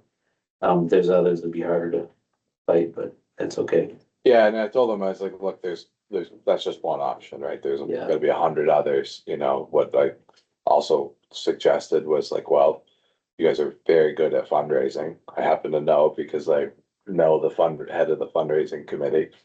But, you know, paying for a percentage of that truck out of fundraising, right, is another option. You buy them however many years you want, pay for a percentage of it. That's another option, but there's, you know, long ways to go from no and yes, Yeah. completely, right? There's You gotta someone, start somewhere, right? Yeah. so I think that's a topic to have. I think we've helped by switching from the wheeled excavator to the tracked excavator. My hope is that's going to help a lot on the maintenance costs long term down Yeah. here at the highway department. You know, dump trucks, I don't really know. Just they get the worst exposure and the worst abuse, you know, The worst times. yeah. And the idea of getting 10+ years out of those trucks just doesn't work out. Right now, I think it's more like 8 in the plan now, but even 8 is still a struggle. And I think 8's still a struggle because we haven't quite got to that rotation of it yet. well, it Something happened happened, because there's something there were bad. almost 3 years in a row where Yep. we had to replace a truck and Yeah. because it was an 3 emergency. trucks that were all the same year, I think is where it all started. Yeah, Yeah, 20 years ago, it all just, and we're still paying the price for that, so. It'll take some time, but Yeah. we'll get there for sure. and then the last thing on this list is the open meeting training, which we did last year with Jim, which is very valuable, and I gave you both the presentation he did. And I think there was a training, was it on open meeting law or just like kind of select board? No, I think you're doing the open meeting one. BLCT is hosting that, On that Saturday, yeah, No, or is it that one that's in the morning that's. Yeah. on the 18th? yes, yeah, That one. that's that one, the Yeah. first one. Yeah. That's the open meeting one. So, That's where I yeah, just get them saying that to them. and it's totally up to you guys, it's, you know, strictly voluntary if you want to. There is a small cost, but it's, you know, $20. It's less than $30. Yeah. Oh, okay. And we have budget for trainings and stuff, and I've taken You very guys little. You don't. Yeah, sorry, It's the town pays. town You takes don't where we pay. have budget for select board training, so. Yeah, I wouldn't worry too much about that, but yeah, we probably don't use it. Honestly, but. Yeah, so it's there. You can also go to vlct.org, I think is their website. And I'm sure they have a list of training and they've got, you know, Joel, does the moderator training every year. And there's probably 100 other topics or things. And if you find one, you know, just reach out to these guys and they can Yeah. probably hook you up. Well, for the next meeting, you're gonna see a VLCT update contact and 2 new ones will be added to that. Then you'll get a account where you can log on and I don't know if you'll be able to sign up for anything that costs money, but you can just email one of us and say, hey, we want to do this, but they very rarely cost money. It's very rare, like maybe 1 or 2 a year at the most. So we have a due, like a membership due, right? We pay Yeah. to be part of that. Yeah, generally speaking, it costs money if there's a lunch provided Yeah. or if it's like an overnight thing. But they do a lot of other things too. I mean, I'm sure you guys use them quite often for advice on All the time. topics and stuff and. I reach out to them first before I reach out to Jim and try to. Yeah. Navigate. I should probably do that more honestly, but. The, Sometimes it makes more questions. yeah. So, Yeah, but they're also an advocate group, so at the state house, you know, they're advocating for municipalities across the state, so. They come up with mandatory conflict of interest training, which I guess I'll throw my plug in now. It's technically still a requirement to do. I will try to find that information, I can send it to you guys, but if you fail the test, I have lost faith in humanity because it's about the easiest test we can possibly take. I don't think it'll let you fail, actually. I think it'll tell you that's the wrong answer. Pick again.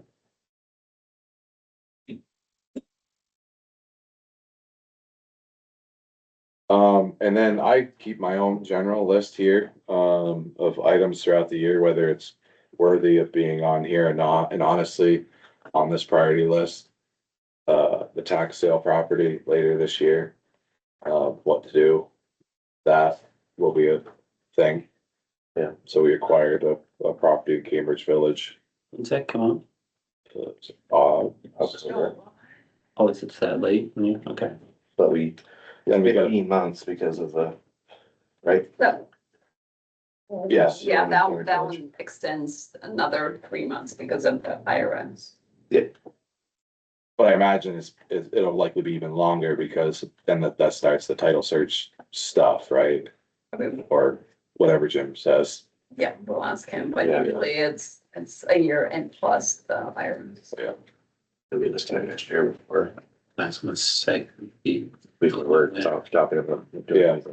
But I think honestly, it's worth adding on here, because it'll be a long-term thing, so we don't forget. God forbid I get hit by a bus tomorrow. Danny will be chair. Mm, One thing we talked about this last year, is the future of the listers and whether that's a thing we want to pursue or not. So just a kind of a quick idea, explanation. So towns can use, most towns have a board of listers. We have 3. They're elected, and they do the grand list work and assessments and stuff.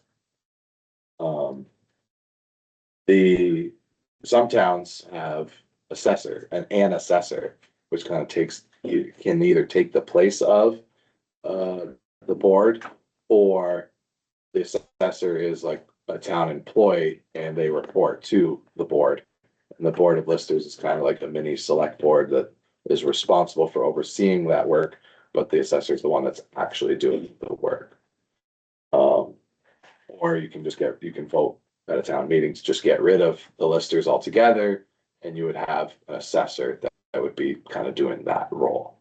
Or you could hire it out. Now you could, whether the assessor is an employee or a company that you hire, a subcontractor or something. Cora's been doing it for how long? 30? 29. Yeah, close to 30 years. Dale's been doing it for half that, or maybe a little less. Yeah, but it's still a long time. And then Sue's been doing it for what, 3 or 4 years or something like Just that. under terms, so Right. yeah. So, I think Sue's not looking to do this long term. I think Dale and Cora are both looking to kind of get done at some point. So there could be a point where, I don't know how to do that job, and I think a lot of people do, and it's a really odd job to elect somebody to, because there's so much involved with it. There's a lot of towns that, the listers either retire or they get done and they kind of left scrambling because they don't have anybody qualified to do it. So we could continue doing what we're doing, and hope that we get, some good candidates that we can elect at town meeting. And use what little time we have left with Cora and Dale to train their replacements essentially. The backup plan would be, we just have to hire a company like Vermont Appraisal Company to be a short-term assessor while we kind of figure it out, or use them to train. So it's not something we are required to do, but it's something that a lot of towns in our area have been switching to using an assessor. So it would be, it's certainly something to consider, so. Yeah. More to come on that. Greenway Path Project, so this is money from the ARPA funds that was pulled out, during the whole ARPA thing. That money needs to be spent by the end. See, one of my questions for the, warrants was, I see an invoice from survey company Yeah, about that. So that one is something I've been meaning to harass Laird. Do you know Laird Adele? I do not. He's the chair of the Trails Committee, but, and I'll send you his contact too, but it's one thing we really need to, God, my list is getting really long here. What the goal and the plan is, because we're getting to where it's, almost construction season now and, yeah, they have a pretty good okay, plan in place, I think, so. plans for Greenway. So just, it'd be good for my comfort of mind to invite them to a meeting here soon to just kind of walk us through what the plan is and how we're gonna get there. Yeah, it's made some pretty good progress since the last time they met, so.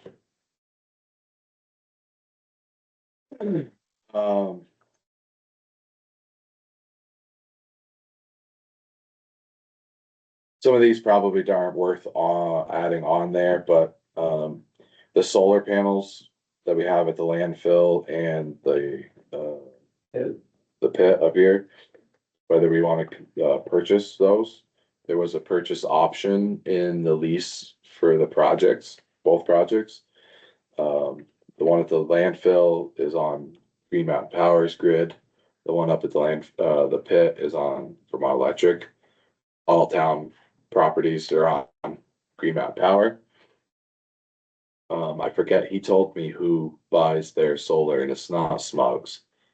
Which is what Larry always told me. Coventry or Lowell, the Lowell School? One of the schools, yeah, but it wasn't in this town. Yeah, it was not anywhere. But anyways, we have the option. I don't know if this guy, I think this guy said he'd be willing to entertain it. Yep. And so did the guy at the landfill, even though the term had expired.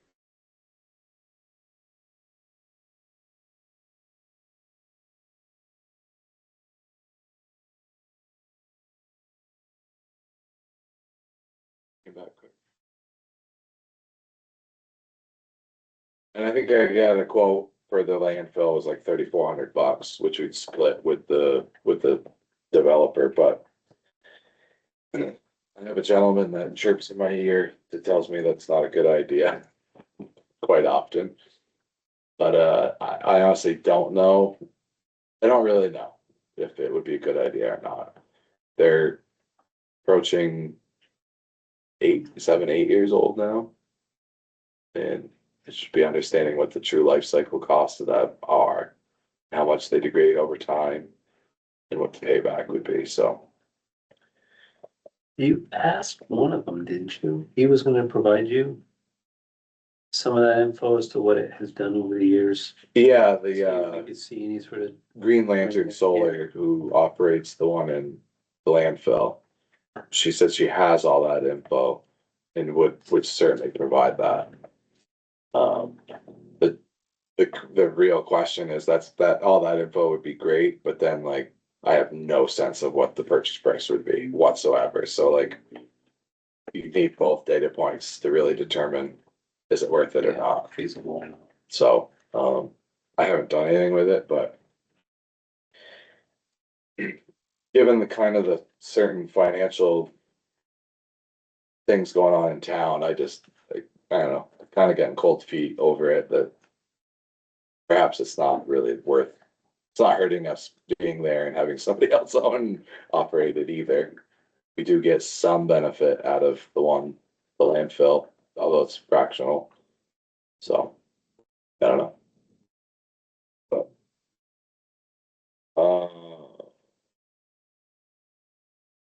yeah, and then the rest was kind of relatively minor.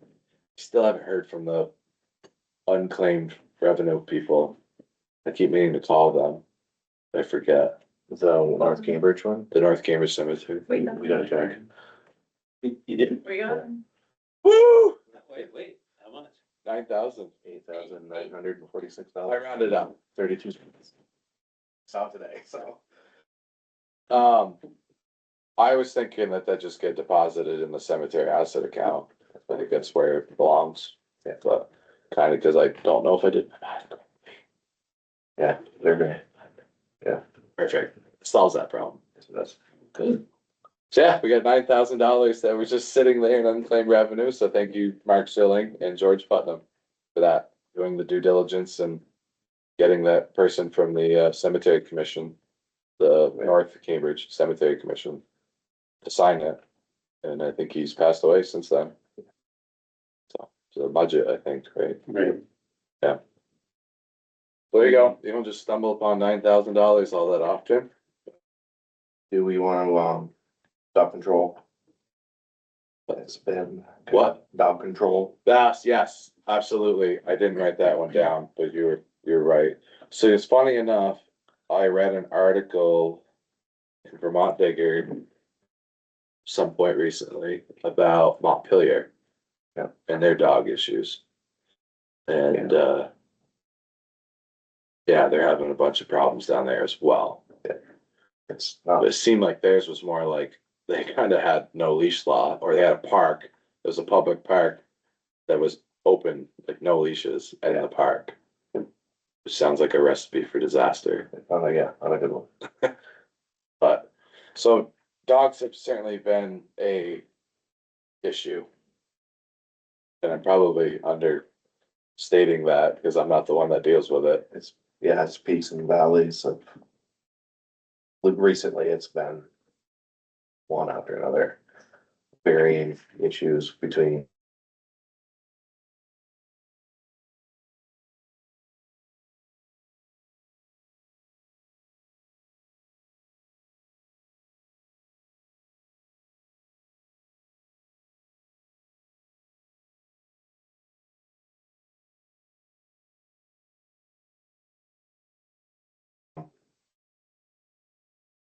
Yeah, the dog thing is just. One of the things we talked about was whether we need an assistant or deputy dog control officer of some kind, whether somebody even wants to do that job, I don't know. I think, But I think the more. I talk to our current, dog control officer, I think the more that he would probably step into a deputy role when we would find a new primary. He's, the scheduling doesn't always work. And would it, regardless of what he did, would he be willing to offer his Yeah. facility? Even if- that's where he shines, yeah, is that. And, he's extremely good with, every dog that we've taken into custody I would be willing to bet, as well or better than I could do, so.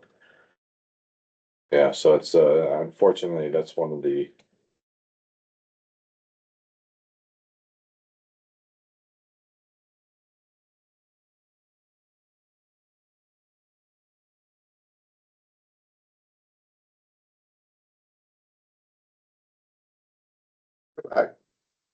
And that's really all I had.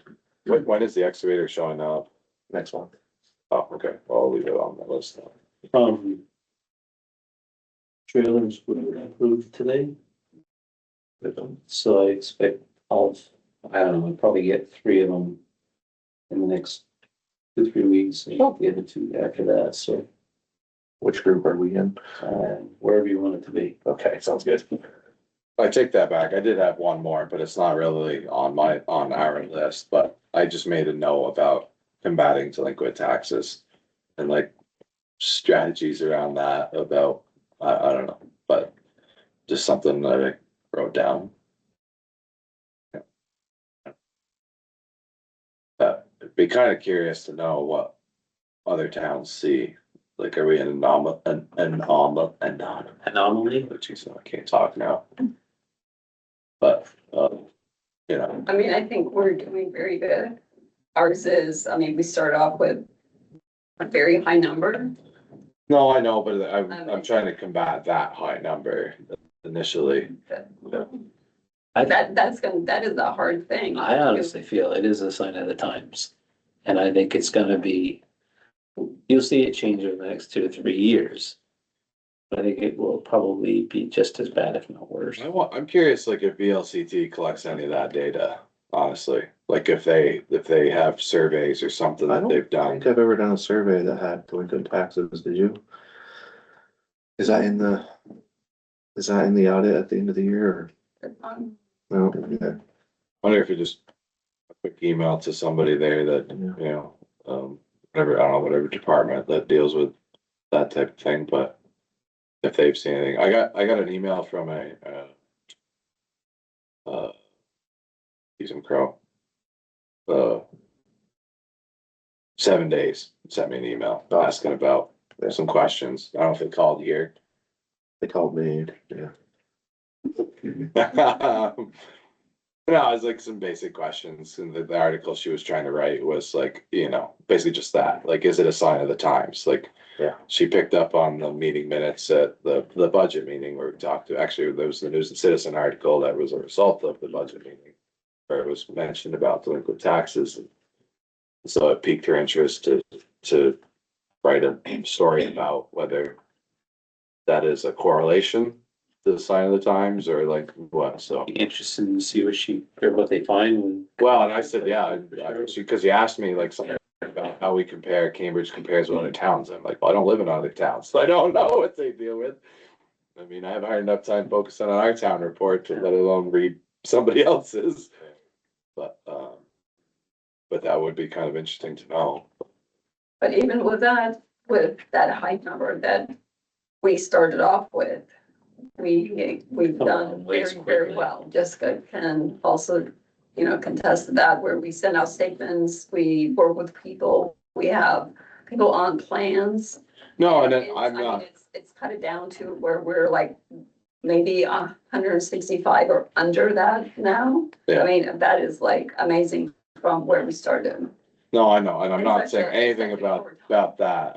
I think like if people are able to pay on December 3rd or 4th, they were able to pay the week before. So why is it that people, I don't know, are they forgetting? Like, do they need a reminder? Or like, I just, I don't know. It just seems like that's the case that like, you know, not 90%, but like, you know, there's $300,000 of that 550 that get paid within the first week or two. Just with that first reminder of like, hey, here's your bill for your penalty. I know, but One thing that Jessica came up with, and I was looking into on my own is that text outreach Yes.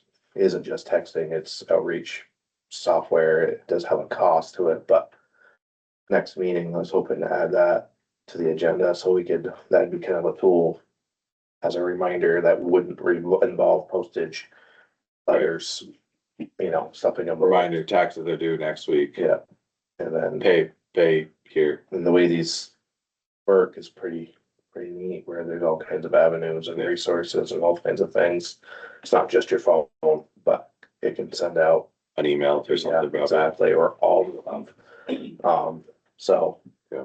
and if you put that, No, that's a great, if you were our code on the tax bill, it'd be like, hey, if you want updates and reminders, then Yeah. you know, do that. I mean, there have been people who, not this past year, but in previous years, where they said, where are my reminders? And I'm going, we sent out one bill, you know, in August.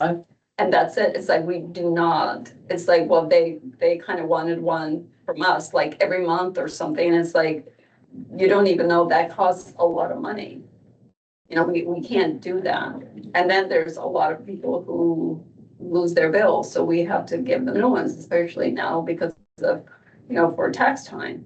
So we are putting out a lot of money for that, and they still, it's like they still want more. So if this is, because Jessica also told me about that, and I think that is a good idea. Because again, yes, do we want to remind people? Yes, but not at that cost.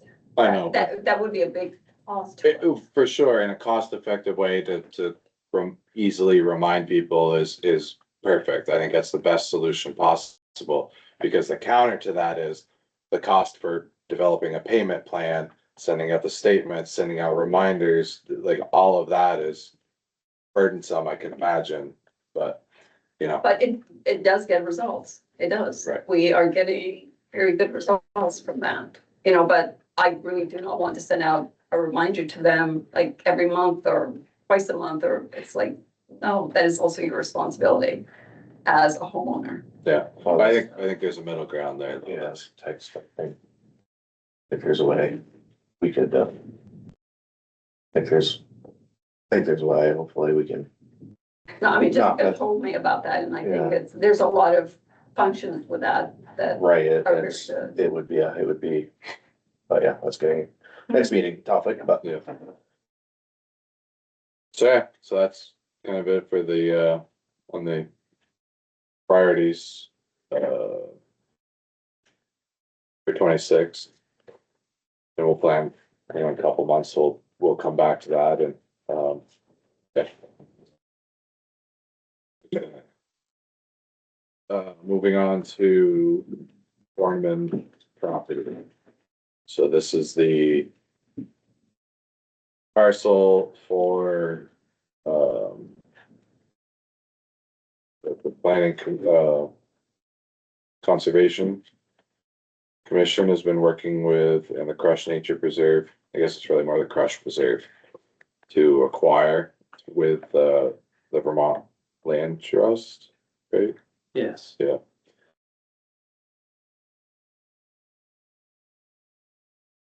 Terrible. Successful.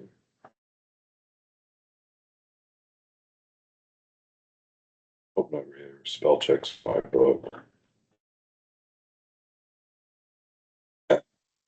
So if you don't know, this is the properties on North Barley Hill, or between Barley Hill and North Cambridge Road, kind of below between the Crush Nature Preserve and the Village of Cambridge, as a property up there that's the well, or the spring protection, or well, I'm not sure what that is. Both, yeah. For the Village of Cambridge water system. So it's kind of a parcel, it's tucked in the back, it's a little bit tricky to access, although we suspect there's a legit access to it, but it's kind of a little bit of a gray area. Yes. But so I don't honestly know what we're talking about here with this title premium there, so. So Jim Ernie sent us this title premium rate quote. Recommended that we carry it. And the 1061, which we need to sign, approve and post so that people are notified of the purchase. So both of those, the rate quote is for $846. I tend to agree with the attorney. I don't generally go against his recommendations, but my question was, if we do decide to go with this title premium rate quote, where do we? I think it comes out of the Conservation Reserve Fund. Could be my suggestion. We're on budget for purchasing land. So So Or- is this just for the title work? this is just the insurance. So there's kind of a question about the access, whether the access, right, this is kind of specifically the concern. Yep. Is whether the access road is legitimately like the deeded access for this lot. There's kind of a question mark. And Jim was concerned enough that he suggested to, just to be sure about that, to get this title insurance quote. Yeah. But being that the land, like the primary access for the property is through the preserve, that realistically, that this driveway is not really ever intended for actual use. That it's, It was going to be gated. The idea of the crush preserve, that it would be a gated emergency access for maintenance, or if there need to be. That was my understanding. I'm hoping that's Electrification. to be, but if it ever come to be that, like, whatever the assumption was that, or that it's not legit, or somebody challenged it, and Yeah, that this title insurance is to help protect the town in the event that, so there's a key question on whether it's deeded that way or not. yes. Yeah. It says, okay, Yeah. So is this the fog stand? yes. Because people have been walking on that this whole time. We know that. I walked out there once, look at a giant culvert that failed. I mean, mainly what they were doing is trespassing, but. Well, I guess if it's Mm. not my property number. So yeah, I think it's, yeah, I agree that, I mean, Jim's a savvy guy and I trust his judgment, so I'm in favor of it. Yeah. Now, they raised their goal. I don't know if they raised the exact amount they need or if they had more, but, I don't know. I mean, we authorized, what, 25,000 to come out of that account to go towards the down payment on this? That's true. 20, Conservation. One, I I think think it's 20 inch. no. Sorry, there's 25 in there. there's 25 in there, I think Yeah, we. 20,000. Yeah, So I guess that's what I would say is if they've raised enough to cover that, you know, it's $19,200 goes towards it and the 850 is just, it's part of this. Mhm. Or they have the 20,000 and it's actually 20,850, or still just 20,000 and they have 850 extra dollars. I think Right. that's the first scenario. so I'll just reach out and see what they have. Yeah, either way, I think it should just come out of that account, and whether it's part of the original 20,000 that we authorized. Yep. Or if this is an extra, which I'd rather it not be, but.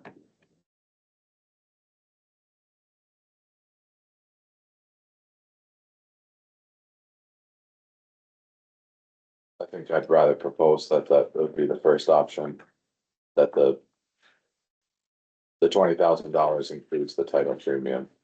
That hopefully they've raised at least another $850. So I'll reach out to them and ask. Proceed, I guess. I mean, the worst case scenario is it just comes out of that fund. Gotcha. So I guess so there'll be a motion in order. I thought that we needed to do this when we sold land. I thought we could buy land. But is this more just because it's a little bit more complicated? Yeah, Okay, because of the deed. okay. So there'd be a motion in order to authorize the chair, to sign a notice pursuant to 24 VSA 1061A, to acquire the Borneman property. And authorize, I don't wanna say this.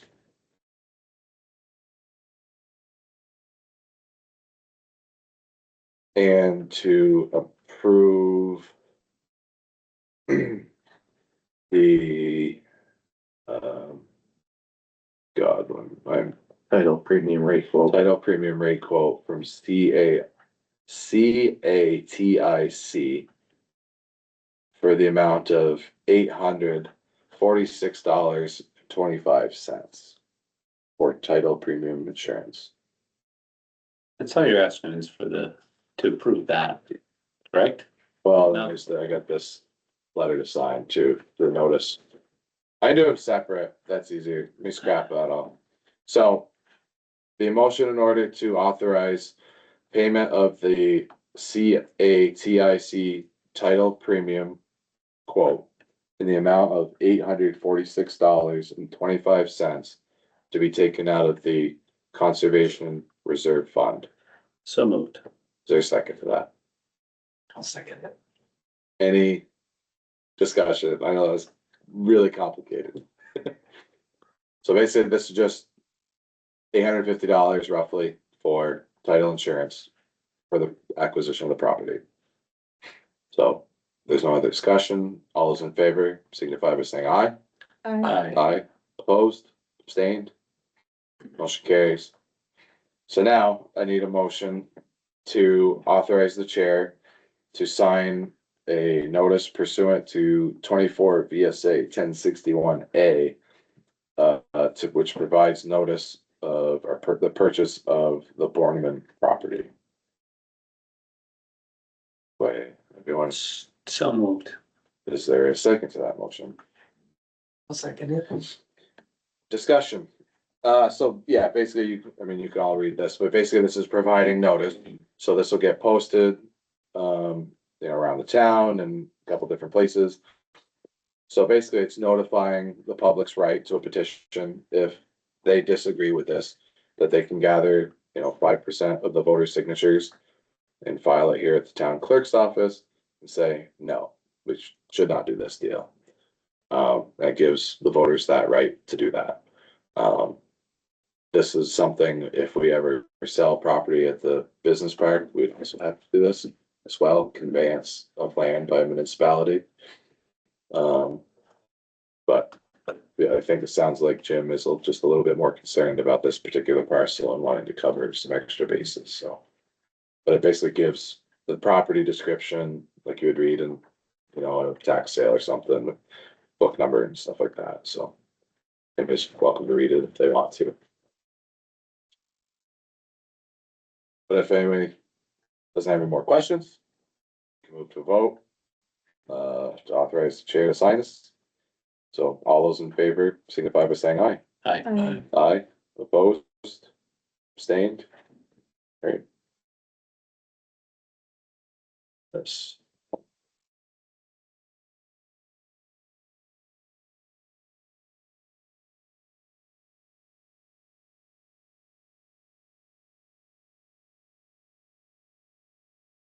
Okay. Moving on from that. Other business, which we had none, consent, and the consent agenda. I don't know if you just wanted to talk about that before. So the consent agenda, this is at the bottom of your regular agenda. There's a list of things there. So we used to do these all separately, and this was the way to consolidate them and make it a little simpler. So within the consent agenda, generally speaking, is the minutes from the previous meeting or meetings, if we've had a special meeting in between. The warrants, so this is everything that the town has paid for since the previous meeting. One of the select board's jobs is to authorize the payment to all these vendors and individuals. So they get tabbed and stuff, so you can see right where they are, and there should be a line item. Oh, look, the name's already in there. Very clever. So you can sign them all, we gotta sign every single one, but, so this generally, Jessica or Eric, someone will send it out, before the meeting, so at least you can try to look through it before. There's a lot in here. It's daunting at first to look through there, but, one of the things to do or strategies I might recommend would be to try to match up some of the accounts and see all right, well, what is this for and what's it under, and try to match up the account codes and say, oh, okay, so that's where that was budgeted for. If you ever see something in here that you're like, I don't know what this is, feel free to ask, and this would be the time to do it in this consent agenda time to say, hey, what is this, and why did you spend $17.94 at Cambridge Landfill GLC Solar? I could explain that one, but but somebody else could explain, if you see something. Yeah, call or email us before if you have questions. Sometimes it's easier just out in the meeting and you. Right. I'll get through on the phone or email it real quick. You know, and sometimes, like, I mean, smaller items are easier to see, but, you know, like, there's a $300,000 line item in here for Stackpole and French, for the Strala FEMA buyout project, right? I think I saw, was there 45,000 for the abatement? Yeah. I did see all that stuff sitting on the front lawn and I looked in this the next day and said, oh, well, there it is. Yeah, they're all done. My question was not on so the first set of pages, this is kind of the general, not kind of, this is the general fund. And I'm probably gonna butcher this explanation, but so essentially the general fund is like the main operating account for the town. So most of the transactions come out of this, and that's what your main budget is kind of in and out of. When you flip back through these other pages, there's other accounts. And these are the asset accounts, which are generally listed here on the statement of financial position. So the first one is here. What's the name of it? I never find the name. Oh, right here. So it says Trail Committee Asset Account. So actually, this is the one I had the question on. So they spended $1,765 to Button Survey, and then Working Dog Septic for $165. So the reason this is on a separate page is that's pulled out of wherever the Trail Committee Asset Account is here. So it comes out of that line item there. And so it just prints on a different report. And this has changed since we switched to this accounting system. So, but that's why you'll see a couple different tabs, and the number of tabs depends on which accounts they come from. So, the second one was highway equipment reserve fund for truck number 2, and then the last one was village beautification, which also has its own list. My question was on that trail design. Did we move that 100,000? Is it in highway projects or is it in trails? It's in highway projects. Now, I don't know if we've moved it quite yet, I but have not. okay, yeah. because that was my question, that this come out. I'm assuming this is for that project. Beam extension. Okay. So that'll just have to be something we transfer over at some point. We were working with them on the deficit. And it went differently than I thought it would, so I gotta figure that out. Okay, Danny, did you have any questions? No, actually, I got mine answered. A lot of times it's just things jog me or catch my eye when I'm looking at it, but then when we get the warrants here that night, the actual invoices are in there too, and so it's cleared up a lot of stuff, just things I didn't even know, and just Yeah, inquisitive yeah. about it, like, I oh, that didn't makes say sense. that, but the copies of the invoices are in there as well, so. And then the other 2 things that we approve in consent agenda are liquor and cannabis licenses. And then highway access permits, so somebody wants to put a new driveway in on town highway. This was not always well done before, but we created an actual like piece of paper permit so that it's a little bit easier for Eric and highway crew to track. I think it's also helpful for listers and DRB, so that if someone puts a new driveway in, it kind of, there's a flag like, hey, maybe we should go check out a new house being built, or, you know, things like that. Those, the liquor licenses, are those an annual, does it have to be done annually? I just thought it was kind of odd that I just saw the, 2 companies, I guess. There's like 300 pages. Right, which, I get it, the state had to overcomplicate it, but there'll be more. that are coming? It's just not all aimed at This time of year is really, Just- Well, that's why I was just shocked seeing just the two, because there was just two companies that Yeah. are right. we already have a couple for the next meeting. Okay, gotcha. But I also saw, it looked like to me, unless it's just wording, it's a tobacco license. Yeah, because that goes with it, tobacco and Oh, tobacco okay. substitute, Yeah. yeah, Well, I was scrolling down through it, I'm like, Yeah, it goes- when's the next one? it Like, goes with it. Yeah, it's long, so is there 7? Cause I thought I only saw 2 7 different, licenses. so there was Momco, I think there were 4. Oh, Just came okay, from that's there, why. Yeah, Part of that. RL Valley and then Caracas. Wasn't. Oh, Do you not want me to put in? Because I said, I just download everything and send it to. no, it's No, fine. I literally just like, was like, is this the same thing over and over again? Cause I couldn't really see the differences, I guess, but. I mean, I don't have to. Well, there's, Not really. I did, but I had to read through it all twice, cause just. Momco, I think, was the first class, the tobacco, there's Tobacco.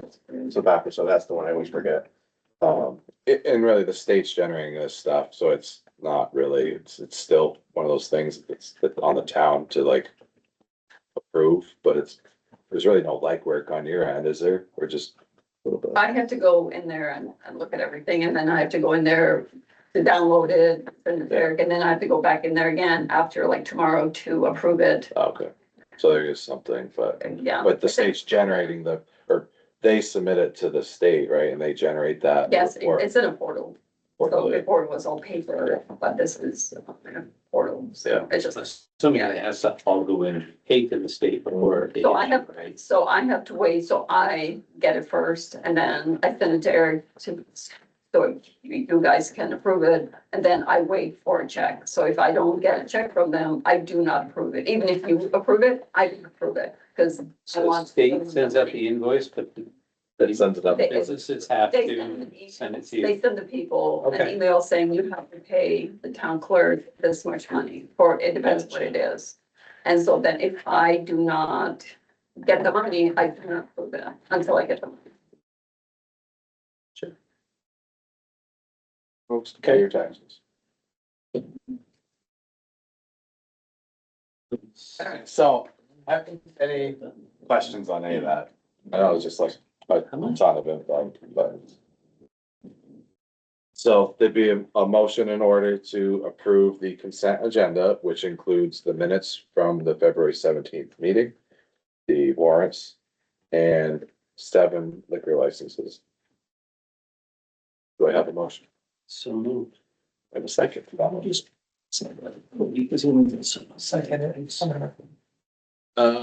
say, do I have any discussion, any other questions? So if you ever read through the minutes in the packet and you're saying, hey, that's not what I said, or hey, that person wasn't here, it was this person, or spelling error, anything like that, this would be in the discussions, you know, and when Donna's actually, the other Donna is here. You know, we can talk about that or change it and then she can fix it before it goes back on the website, but. So yeah, I will tell her. I'll tell it to her face too, but she does a really good job. Not just saying that because she's not here, but she does a really good job at. I don't know. I couldn't do that. There's no way, no way I could do it. I look at what she writes and I know what kind of chaos it was in the meeting and I don't know how she got it out of it. I don't. It's phenomenal. So if there's no other discussion, all those in favor of approving the consent agenda signify by saying aye. Aye. Opposed, abstained. Motion carries. Agendas for next time. So we got like 8,000 things. And-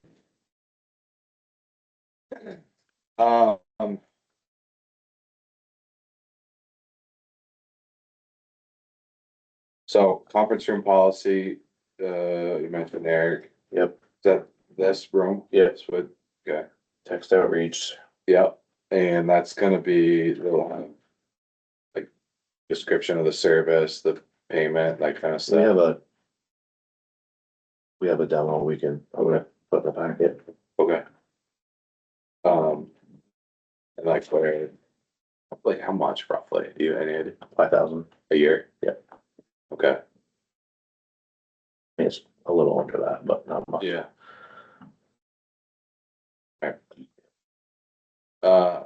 Wages, raises This executive session up tonight or then? then. Okay, Yeah, I thought you said the 17th, so I didn't. I did, I just. You confused me because there wasn't one on here, but yes.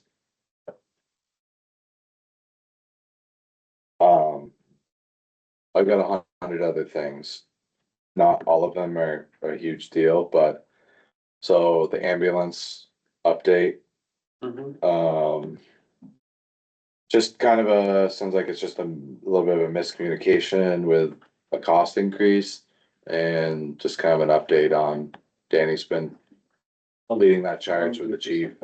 And, is there a proposed solution that you're gonna present? I didn't read that email today, oh, sorry.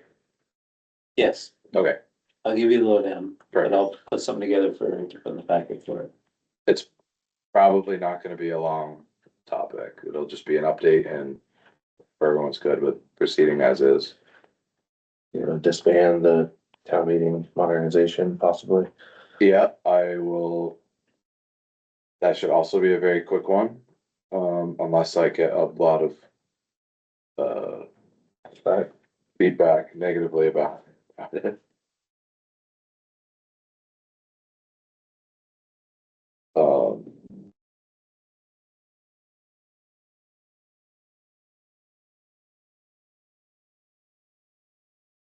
So the fire department had come to a couple meetings ago about wanting to use the town pit as a training facility. Yep. And they proposed if we approved it, which we approved the use of it, of the pit for the training. But Darren brought Chief Darren Severance brought like a lease agreement. Like it would be a long-term lease agreement for use of the land, just to make sure like they invest in a little structure or something to do their training that, you know, a future select board doesn't pull the rug out from under them type of thing. It's a little bit more complicated than that for the town attorney. I'm gonna say once Jim put his hands on it. So I don't remember if I forwarded that to Darren or not, but I had intended on talking to him about it and just seeing what his thoughts were, because I know the previous select board already approved the use of it. Basically, Jim says, well, you're technically selling town land, even though it's $1 for 20 years. It's by the lay of the land. You're supposed to like do that notice thing. Yeah, right. Notify the public that you're selling land. It's a lease, but it's a 20-year lease, which So make it a kind of close enough. Make it a 20-year rent. I'm just, Would you send it to me? I can and will. Sure. I will say, I have the best intentions in the world. If I say I'm gonna do something and I don't, please remind me. Try to keep it to do. I know he's gonna ask me, so. I'm fairly confident I forwarded it to him and I don't think he's responded, but it could have slipped my mind. Send CFD. Cause he had more than just that comment. There was a lot, like he ripped that thing apart. Say I know you that. And so basically I don't know, I need some help. It's not my decision to make. So that one is a maybe.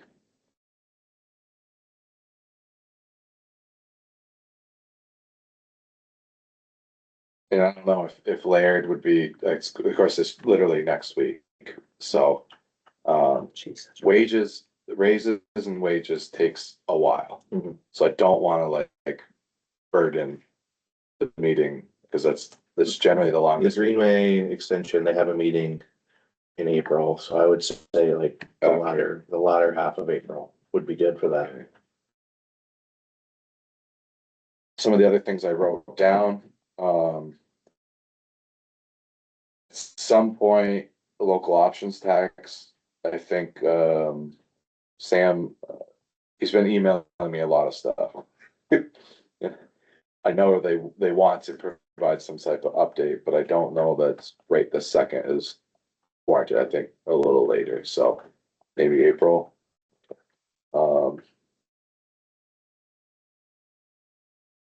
I do want to circle back on the public funds accounts. There was a memo that the trustees did about moving some funds around.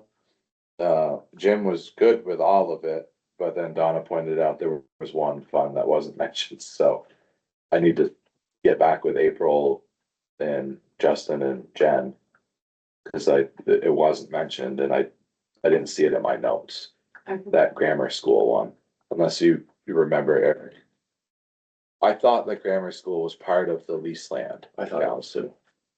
And so that's the only one. Those are two different ones. There were two separate accounts. They're two separate accounts, I agree, but I was thinking that the grammar school was considered one of the lease land accounts. Yeah, I remembered something about that But I too. wanted to ask April, cause I can't remember. And one of the CDs is up, so I'll have to, I think one of the cemetery one is up, so I'll have to talk to one of the cemetery people, see what they want to do. Which one? Hearing it. South? I think it's yeah. I just. One of, Like next week, I have to oh, do something. so the ones that weren't mentioned, I think was South.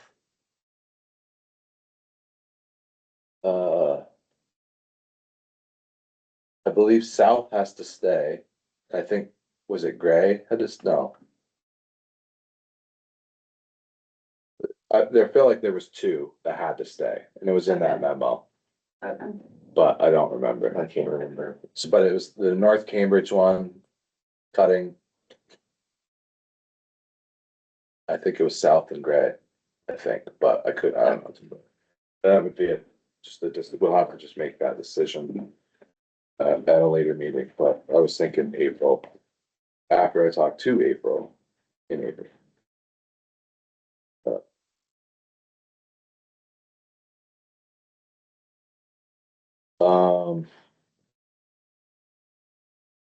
What was the other one I had here? Next, are we good for next Tuesday, although it's a different meeting, to have that DRB subdivision regulation hearing? I hope so.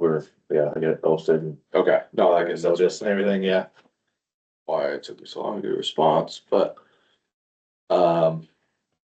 So we were talking about doing it at 6, right? That's what I have it posted as, yeah. So the DRB, or I'm sorry, the planning commission has been working on subdivision regulations updates. They've gone through their whole process and they confirmed that, or at least David did. So now it's a whole long drawn out process, like state statute wise of how this goes. But, so the planning commission has done their part. Now it moves to the select board. So I believe they're both posted on the website. What is posted, I guess, is the red line version or just the new? The new, I believe we kept the red line version on there just for transparency. And it's in that little pop-up. We took it out of the pop-up because we were running out of room in the Yeah, pop-up. yeah. So it's in the planning commission document center. So if you guys need help finding that, let me. The new updated subdivision regs that included all the red line are in the pop-up. Okay, So but the red line is probably the best because we're really looking at the changes. Yeah. But in the pop-up window, you'll see the final, or not final, not the final, but yeah, the version submitted to the select board. the for clean red line included material is in Yeah. the pop-up. But the red line will certainly help you see what was changed, because there's a lot of like little things here, there and everywhere. Yeah. So the next steps are, we hold a hearing, which is gonna be 6 o'clock next Tuesday, so there'll be a separate meeting immediately before this one. Okay. Where we can look at the changes, anyone can ask questions, public comment, certainly welcome. Ask questions. I've already received written comments from 2 individuals. So we'll look at those if they're not here themselves, although one told me he will be here. So basically then we receive that feedback and then it's up to the select board and maybe this. I'm trying to think if we should have that discussion at the hearing or if that would be a topic for the actual select board meeting. It'd be a topic for your select board meeting, I think. So maybe not the CFD lease, but maybe, or just let's just add subdivision regs as a placeholder here. And then if this is too full, we can cut some of the other things. Yeah. Basically, the select board then needs to decide, like, okay, we received some public comments. If any of us have additional comments or dislikes or changes, we have to decide if that's warranted, if we want to make those changes. And then if we do, and I think I'm paraphrasing Jim, but Jim's exact wording is in my email. I believe it's recommended that if we make changes that to the plan that was presented at the hearing, that we should have a second hearing to present the revised plan. And basically the process more or less repeats itself until there's no further changes. And then we'll close the second hearing. And I don't remember if there's a time lapse between the hearing, but at some point after that date. Yeah, no less than 15 days. Yeah, we would vote on adopting it. And then, I don't know, like I said, there's a whole list of procedures, but then it would go into effect so many days after that. So the tentative goal that I set was the first one, second meeting in March, which is next week, and then be a month, and we'll do it the second meeting in April. Next month, we'll do another hearing. Yep. And then kind of go from there. But based on my initial discussion with at least one resident, they felt very, very strongly that there was a couple small things that needed to be adjusted. And so again, can I ask my dyslexia, where is it now? Where can I find it? The final version. Yes. It'll pop up. It is in the bottom? Oh, then I'm sorry, you said the pop-up was full. but if you go to the document center, so on the town website, there's a link. Oops. Have this right up. So then, that Got it. red line one. Got it, yep. It's not there. So if you've never been here before, if you come down to this tab on the left, there's document center. Yep. So a lot of all of the information is here. So you can just come down to planning. You know where No. my stuff. I went in here, but some. Subdivision regulations, and so that should be the red line. Yeah. So you kind of see what what some of the changes were and updates that they've, all the. Yep. Notes and comments and. The town attorney did review all the red lines and had suggestions, and I believe the planning commission. Took all of the recommendations and accommodated them, so. Jim. If we make any additional changes, I would definitely want Jim to make one more pass over on the. Any of the additional changes we make.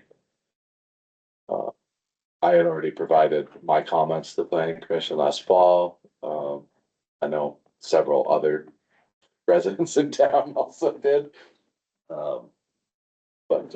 Yeah. So that was a very long explanation. I apologize. So yes, next week specifically, there'll be a meeting immediately prior to 6 here. Anything else for agendas for next time? That's enough. Alright. So, if I lose my notes here. Last item, so.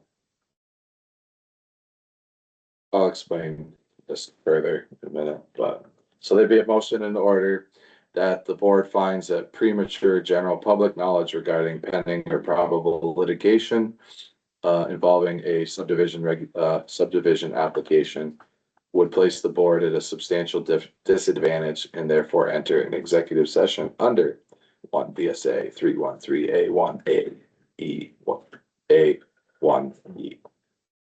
We have a motion. Or someone to make that motion. sure what you said. So moved.